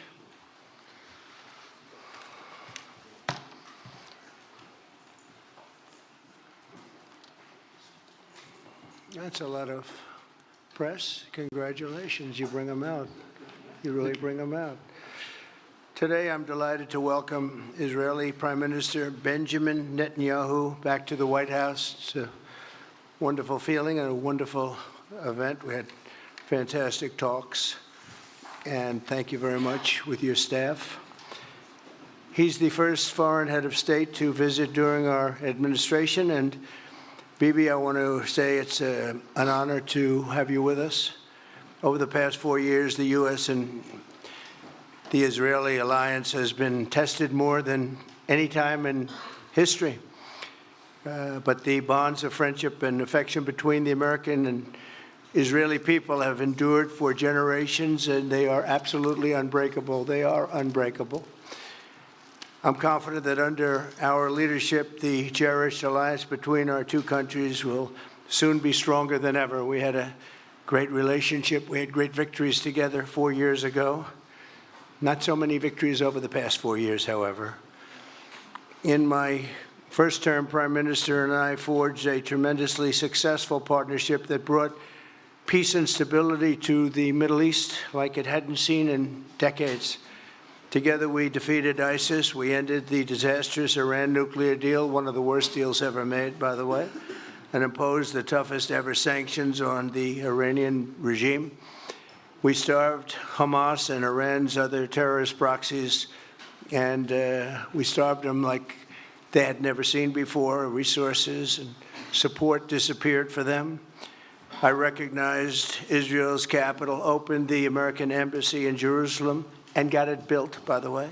Built it too, just not only designated it, but got it built at a price that nobody's seen for 40 years. We got it built, it's beautiful, all Jerusalem stone, right from nearby, and it's something that's very special. And recognized Israeli sovereignty over the Golan Heights, something that they talked about for 70 years, and they weren't able to get it, and I got it. And with the historic Abraham Accord, something that was really an achievement that was, I think, going to become more and more important because we achieved the most significant Middle East peace agreements in half a century, but the Abraham Accords in particular, and I really believe that many countries will soon be joining this amazing peace and economic development transaction. It really is a big economic development transaction. I think we're going to have a lot of people signing up very quickly. Unfortunately, for 4 years, nobody signed up. Nobody did anything for 4 years except in the negative. Unfortunately, the weakness and incompetence of those years, those past 4 years, the grave damage around the globe that was done, including in the Middle East, grave damage all over the globe. The horrors of October 7th would never have happened if I were president. The Ukraine and Russia disaster would never have happened if I were president. Over the past 16 months, Israel has endured a sustained, aggressive, and murderous assault on every front, but they fought back bravely. You see that and you know that. What we have witnessed is an all-out attack on the very existence of a Jewish state in the Jewish homeland. The Israelis have stood strong and united in the face of an enemy that has kidnapped, tortured, raped, and slaughtered innocent men, women, children, and even little babies. I want to salute the Israeli people for meeting this trial with courage and determination and unflinching resolve. They have been strong. In our meetings today, the Prime Minister and I focused on the future, discussing how we can work together to ensure Hamas is eliminated and ultimately restore peace to a very troubled region. It's been troubled, but what's happened in the last 4 years has not been good. I want to thank Prime Minister Netanyahu for working closely with my transition team, the Special Envoy Steve Witkoff, who's here somewhere. Steve? Stand up, Steve, please. What a job you've done. What a good job you've done. Proud of you. Done a fantastic job. National Security Advisor Mike Waltz. Thank you, Mike, for working so well with us. Thank you. We have, in addition, Marco Rubio, who is on the phone right now, listening to every single word that we say, and he's going to be great. And Pete, congratulations. And Scott, congratulations. I see you're here. And Caroline's been doing a great job. She's really probably talked about more than anybody here. She's done a fantastic job, and thank you very much, Caroline. We're proud of you. But we'll only be satisfied when all of these problems are solved, and we have the team to solve them, and that's going to happen. And it's going to happen, I think, very quickly. I also strongly believe that the Gaza Strip, which has been a symbol of death and destruction for so many decades, and so bad for the people anywhere near it, and especially those who live there, and frankly, who's been really very unlucky. It's been very unlucky. It's been an unlucky place for a long time. Being in its presence just has not been good, and it should not go through a process of rebuilding and occupation by the same people that have really stood there and fought for it and lived there and died there and lived a miserable existence there. Instead, we should go to other countries of interest with humanitarian hearts, and there are many of them that want to do this, and build various domains that will ultimately be occupied by the 1.8 million Palestinians living in Gaza, ending the death and destruction and, frankly, bad luck. This can be paid for by neighboring countries of great wealth. It could be 1, 2, 3, 4, 5, 7, 8, 12. It could be numerous sites, or it could be one large site. But the people will be able to live in comfort and peace, and we'll make sure something really spectacular is done. They're going to have peace. They're not going to be shot at and killed and destroyed like this civilization of wonderful people has had to endure. The only reason the Palestinians want to go back to Gaza is they have no alternative. It's right now a demolition site. This is just a demolition site. Virtually every building is down. They're living under fallen concrete that's very dangerous and very precarious. They instead can occupy all of a beautiful area with homes and safety, and they can live out their lives in peace and harmony instead of having to go back and do it again. The U.S. will take over the Gaza Strip, and we will do a job with it, too. We'll own it and be responsible for dismantling all of the dangerous unexploded bombs and other weapons on the site, level the site and get rid of the destroyed buildings, level it out, create an economic development that will supply unlimited numbers of jobs and housing for the people of the area. Do a real job, do something different. Just can't go back. If you go back, it's going to end up the same way it has for 100 years. I'm hopeful that this ceasefire could be the beginning of a larger and more enduring peace that will end the bloodshed and killing once and for all. With the same goal in mind, my administration has been moving quickly to restore trust in the alliance and rebuild American strength throughout the region. And we've really done that. We're a respected nation again. A lot's happened in the last couple of weeks. We are actually a very respected nation again. I ended the last administration's de facto arms embargo on over $1 billion in military assistance for Israel. And I'm also pleased to announce that this afternoon, the United States withdrew from the anti-Semitic UN Human Rights Council and ended all of the support for the UN Relief and Works Agency, which funneled money to Hamas and which was very disloyal to humanity.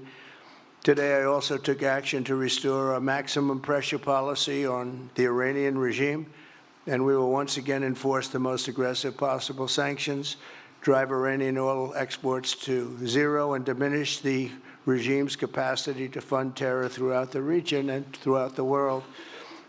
We had no threat when I left office. Iran was not able to sell oil. Nobody was buying oil because I said, don't buy it. If you buy it, you're not doing any business with the United States. And Hamas was not being funded. Hezbollah was not being funded. Nobody was being funded. There would never have been an October 7th.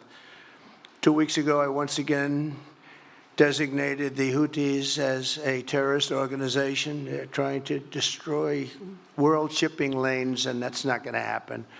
And over the weekend, I ordered airstrikes against senior ISIS leaders hiding in the caves of Somalia and took them out. Here in America, we've begun the process of deporting foreign terrorists, jihadists, and Hamas sympathizers from our soil, just as we have people that are extremely evil, and we're sending them out of our country. They came from jails. They came from mental institutions and insane asylums, and they were dumped into our country. They're gang members. We're getting them out at numbers that nobody can actually believe. And every single country is taking those people back. They said they would never take them back, and they're all taking them back, and they're taking them back very gladly. And I recently signed an executive order combating the vile wave of anti-Semitism that we've seen in the aftermath of the October 7th attacks. Together, America and Israel will renew the optimism that shined so brightly just 4 years ago. It was really a bright, beautiful light. We will restore calm and stability to the region and expand prosperity, opportunity, and hope to our nations and for all people of the Middle East, including the Arab and Muslim nations. Very important. We want the Arab and Muslim nations to have peace and have tranquility and have great lives. I'd like to now invite Prime Minister Netanyahu to say a few words, and we'll take some questions afterwards. Thank you very much. Thank you, Mr. President. I'm honored that you invited me to be the first foreign leader to visit the White House in your second term. This is a testament to your friendship and support for the Jewish state and the Jewish people. I've said this before, I'll say it again. You are the greatest friend Israel has ever had in the White House.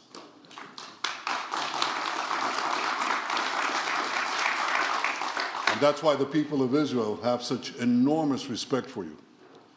In your first term, you recognized Jerusalem as Israel's capital. You moved the American embassy there. You recognized Israel's sovereignty over the Golan Heights.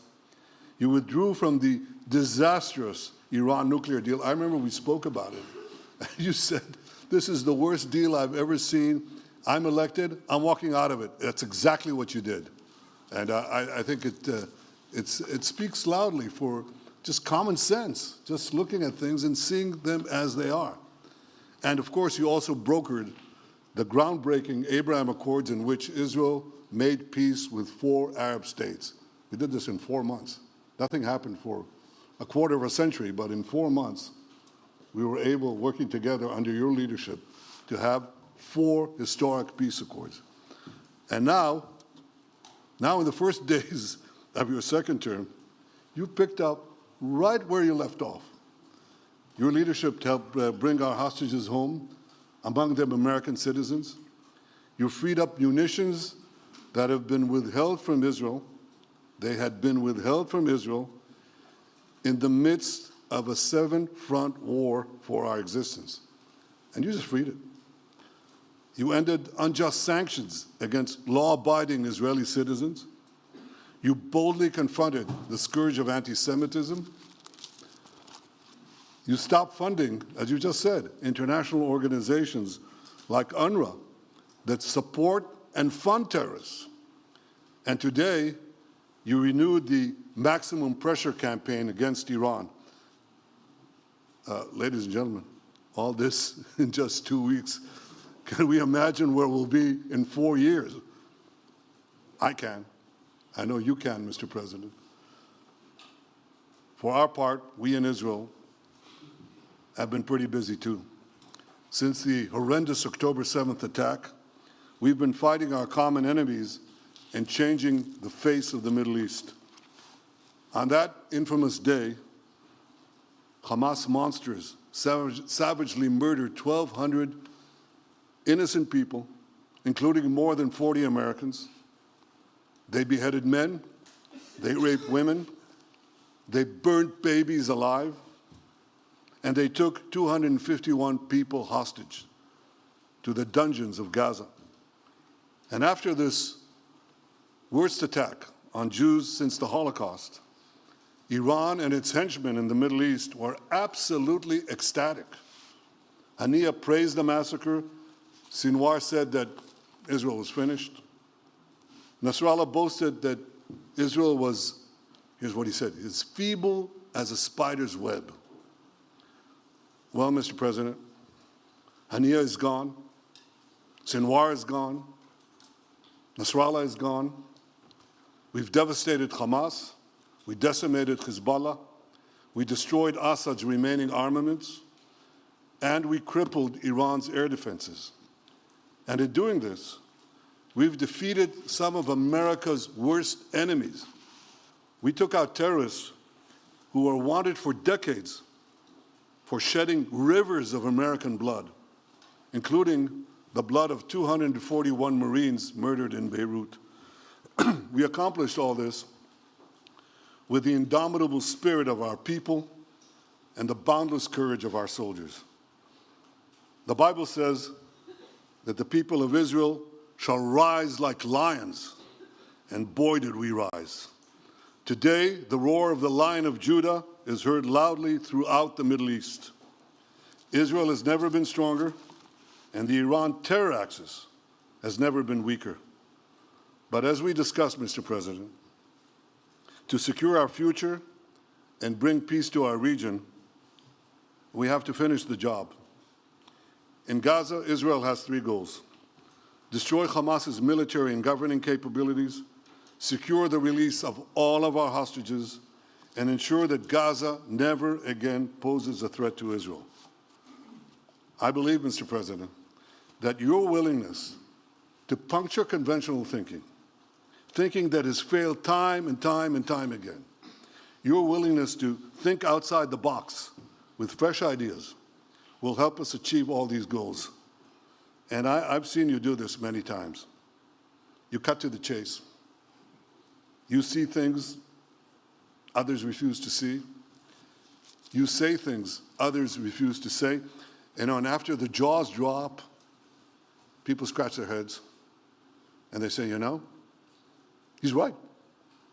And this is the kind of thinking that enabled us to bring the Abraham Accords. This is the kind of thinking that will reshape the Middle East and bring peace. We also see eye to eye on Iran. That's the same Iran that tried to kill us both.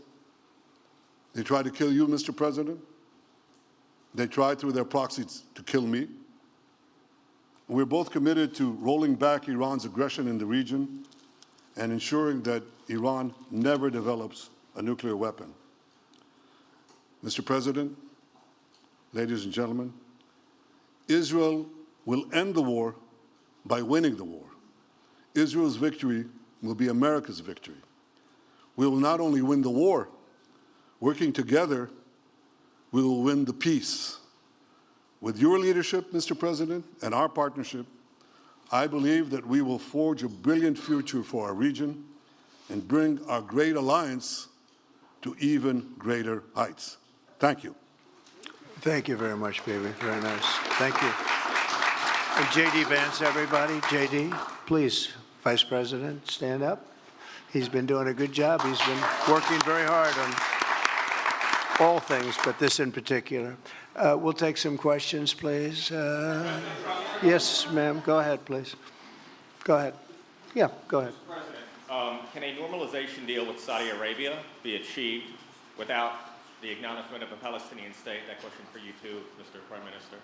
And Mr. President, given what you've said about Gaza, did the U.S. send troops to help secure the security vacuum?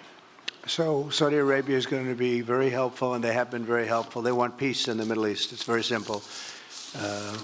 We know their leader and their leaders very well. They're wonderful people, and they want peace in the Middle East.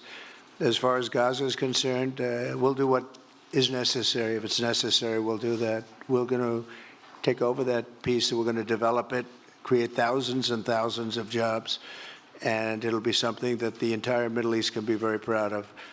But everybody feels that continuing the same process that's gone on forever, over and over again, and then it starts, and then the killing starts, and all of the other problems start, and you end up in the same place, and we don't want to see that happen. So by the United States, with its stability and strength, owning it, especially the strength that we're developing and developed over the last fairly short period of time, I would say really since the election, I think we'll be a keeper of something that is very, very strong, very powerful, and very, very good for the area, not just for Israel, for the entire Middle East, very important. And we'll, again, have thousands of jobs, and there'll be jobs for everyone, not for a specific group of people, but for everybody. Okay, please. I think peace between Israel and Saudi Arabia is not only feasible, I think it's going to happen. I think if we had another half a year in your first term, it would have already happened. True. Many, many more, I agree, many more nations. I think you can't prejudge and pre-guess how we'll achieve it, but I'm committed to achieving it. And I know the President is committed to achieving it, and I think the Saudi leadership is interested to achieve it. So we'll give it a good shot, and I think we'll succeed. Yeah, please, go ahead.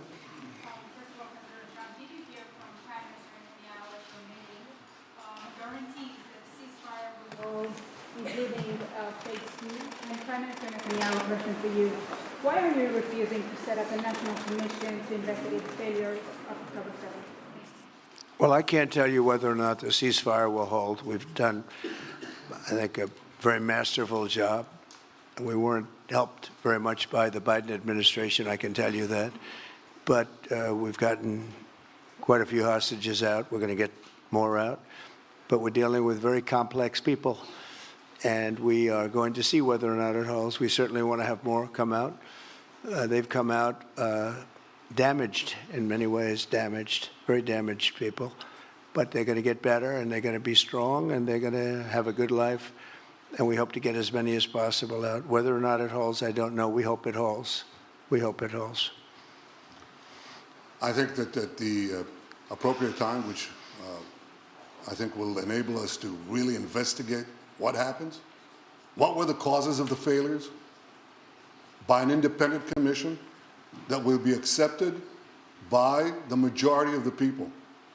We don't want it accepted by one half of the people and not the other. I think we should have it, and we should find out exactly what happened. I'm insisting on it. And believe me, it'll surprise a lot of people when it happens. Kelly, go ahead, please. That is really quite striking tonight. You are talking about, thank you, Mr. President, Mr. Prime Minister. You are talking tonight about the United States taking over a sovereign territory. What authority would allow you to do that? Are you talking about a permanent occupation there, redevelopment? And Mr. Prime Minister, do you see this idea as a way to expand the boundaries of Israel and to have a longer peace, even though the Israeli people know how important that land is to you and your citizens, just as the space is inherited by the Palestinians as well? I do see a long-term ownership position, and I see it bringing great stability to that part of the Middle East and maybe the entire Middle East.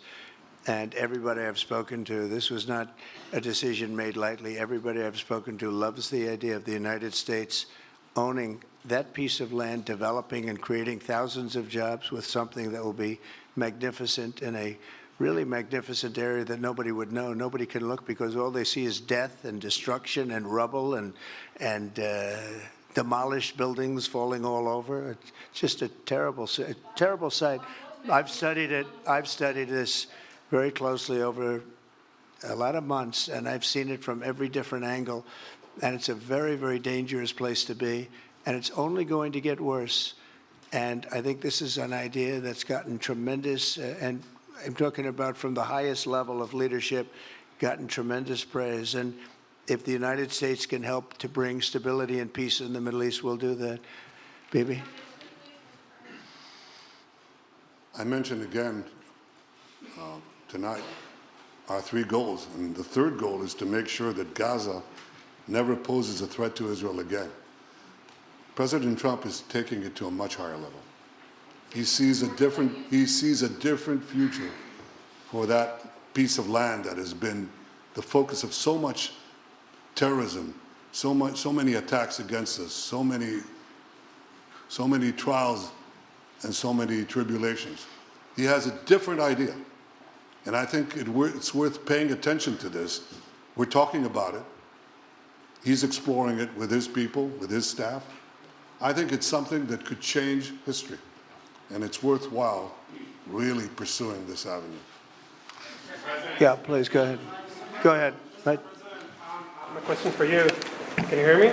Yeah. So before rebuilding Gaza again, obviously you'll take all the hostages, and one of them is Idan Alexander, an American soldier who is alive. How will you be assured that you will take out all the hostages and then rebuild? We're working very hard to get all the hostages. The word is all, and we are working very hard. So far, it's been moving along fairly rapidly, pretty much on schedule.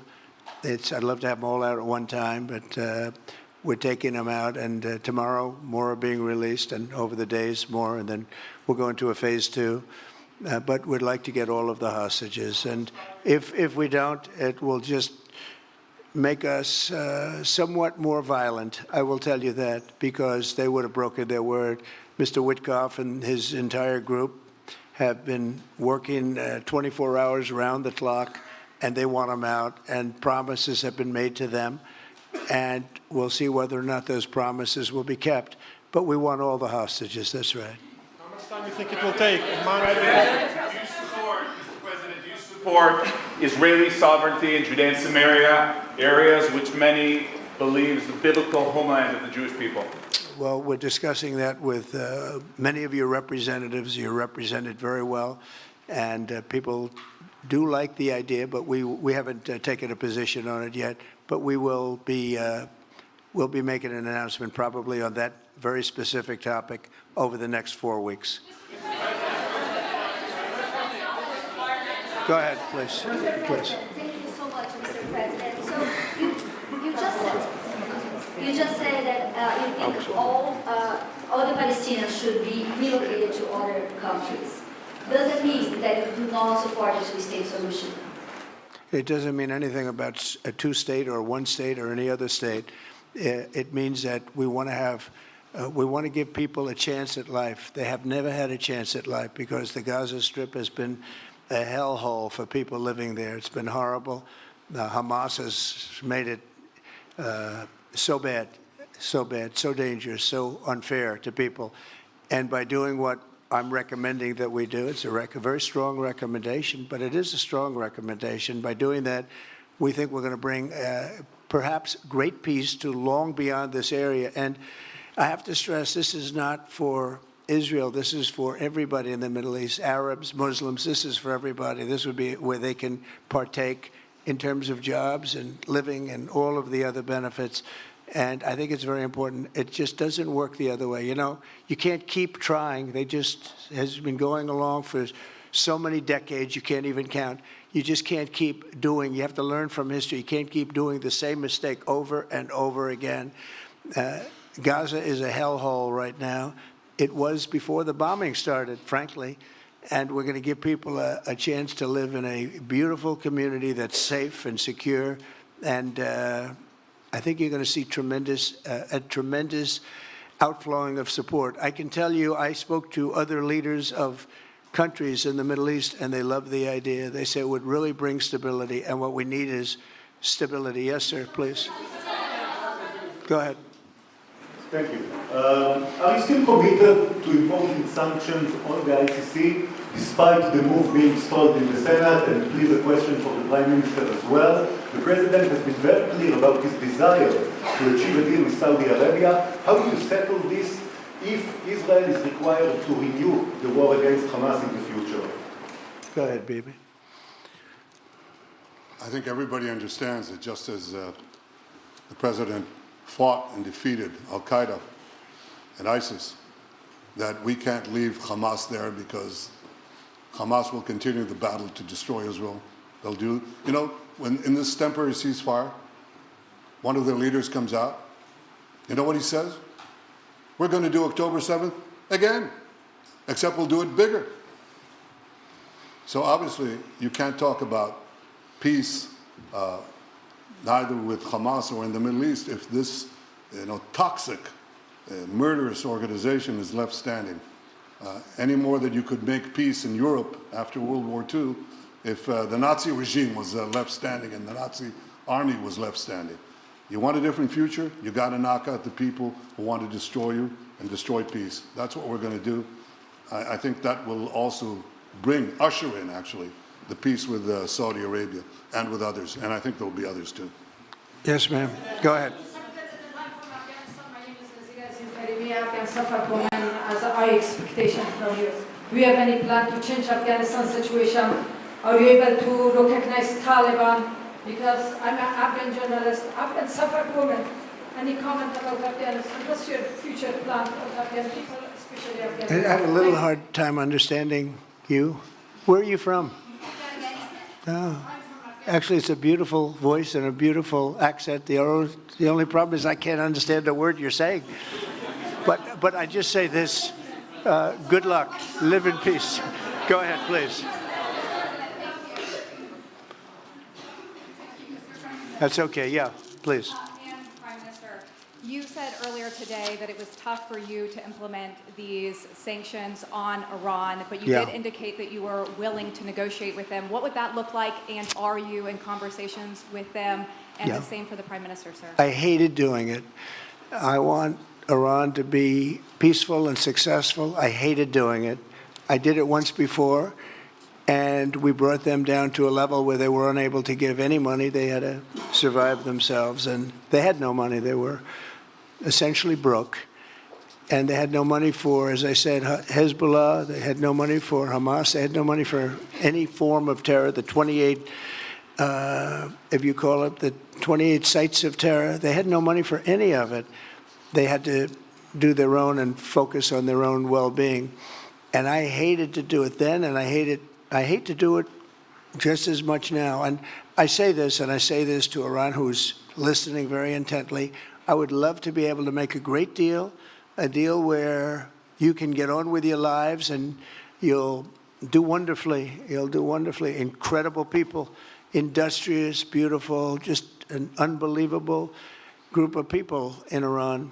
And I know them well, have many friends from Iran and many friends that are Americans from Iran, and they're very proud of Iran. But I hated to do it, just so you understand. And I hope we're going to be able to do something so that it doesn't end up in a very catastrophic situation. I don't want to see that happen. I really want to see peace, and I hope that we're able to do that. They cannot have a nuclear weapon. It's very simple. I'm not putting restrictions. They cannot have one thing. They cannot have a nuclear weapon. And if I think that they will have a nuclear weapon, despite what I just said, I think that's going to be very unfortunate for them. If, on the other hand, they can convince us that they won't, and I hope they can. It's very easy to do. It's actually very easy to do. I think they're going to have an unbelievable future. Yeah, please, sir, go ahead.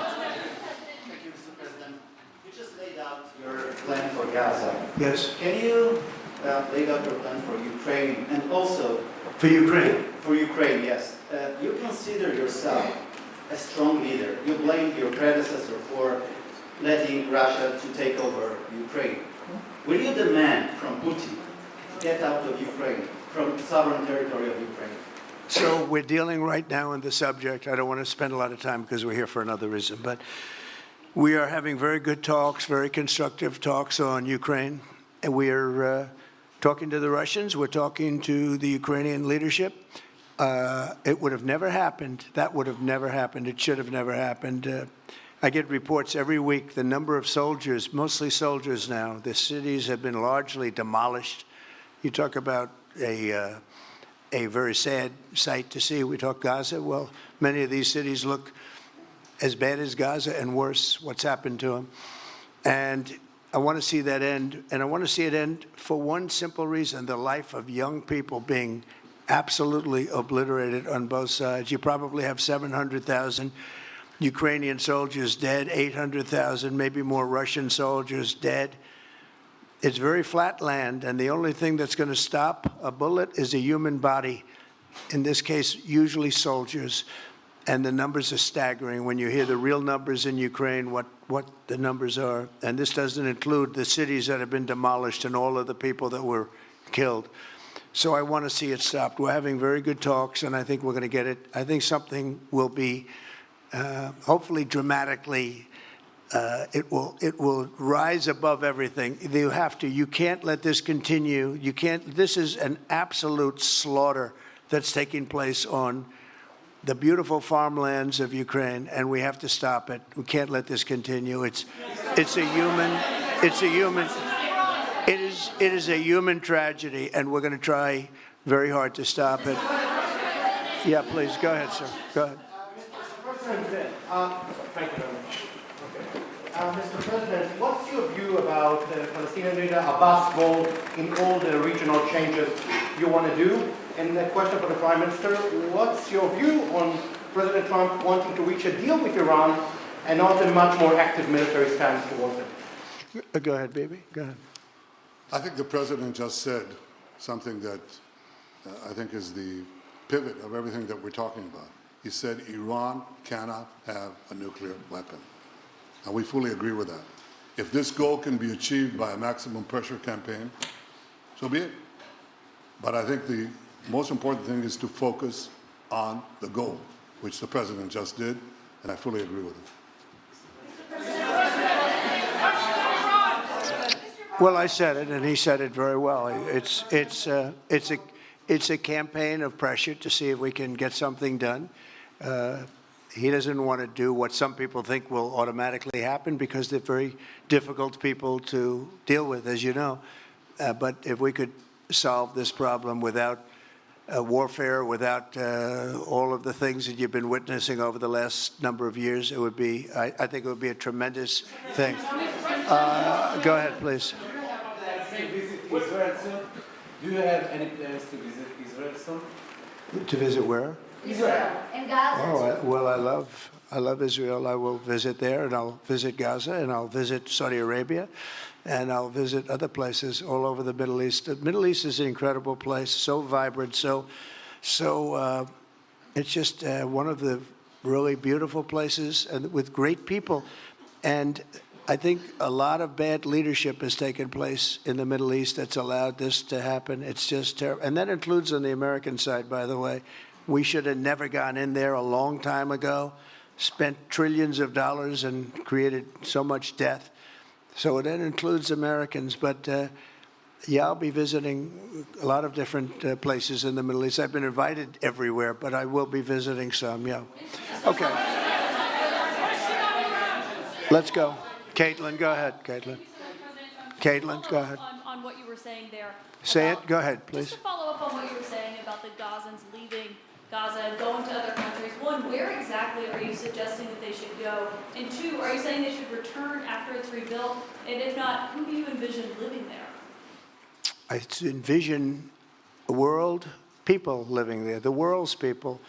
I think you'll make that into an international, unbelievable place. I think the potential in the Gaza Strip is unbelievable. And I think the entire world, representatives from all over the world will be there, and they'll live there. Palestinians also. Palestinians will live there. Many people will live there. But they've tried the other, and they've tried it for decades and decades and decades. It's not going to work. It didn't work. It will never work. And you have to learn from history. History has, you just can't let it keep repeating itself. We have an opportunity to do something that could be phenomenal. And I don't want to be cute. I don't want to be a wise guy, but the Riviera of the Middle East, this could be something that could be so bad. This could be so magnificent. But more importantly than that is the people that have been absolutely destroyed that live there now can live in peace in a much better situation because they're living in hell. And those people will now be able to live in peace. We'll make sure that it's done world class. It'll be wonderful for the people. Palestinians mostly we're talking about. And I have a feeling that despite them saying no, I have a feeling that the king in Jordan and that the general president, but that the general in Egypt will open their hearts and will give us the kind of land that we need to get this done, and people can live in harmony and in peace. Thank you all very much. Thank you. Thank you very much. Thank you.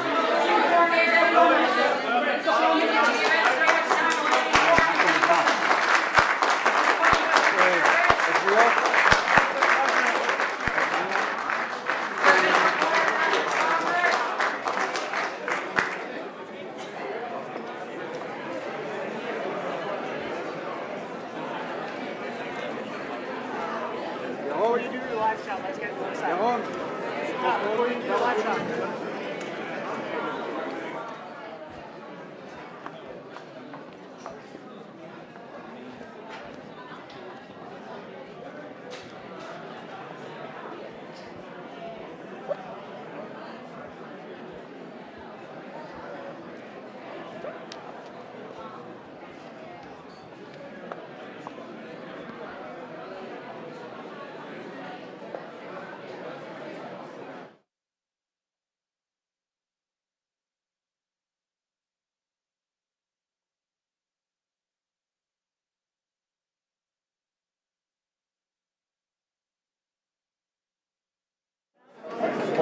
טיפה חורתה, כמה שאתה יכול.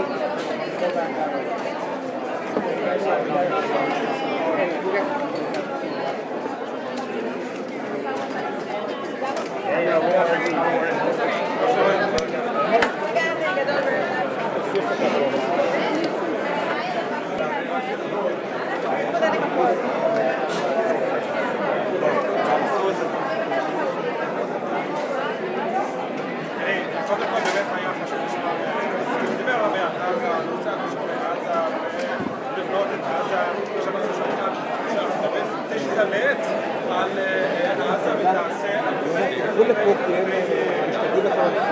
סמכויות עבודה, אבל מבחינת זה היה לשמוע פה, אבל זה שקודם כל משחררים את כל החוקים כמו שאמר, ושאלה שנייה טובה ושאלה בית של ההסכם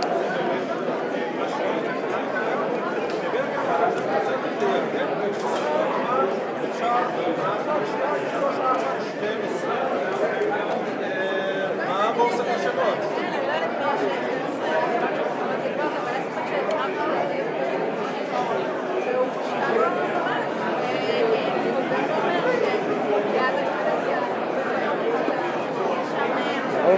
ירון, טיפה לרווח.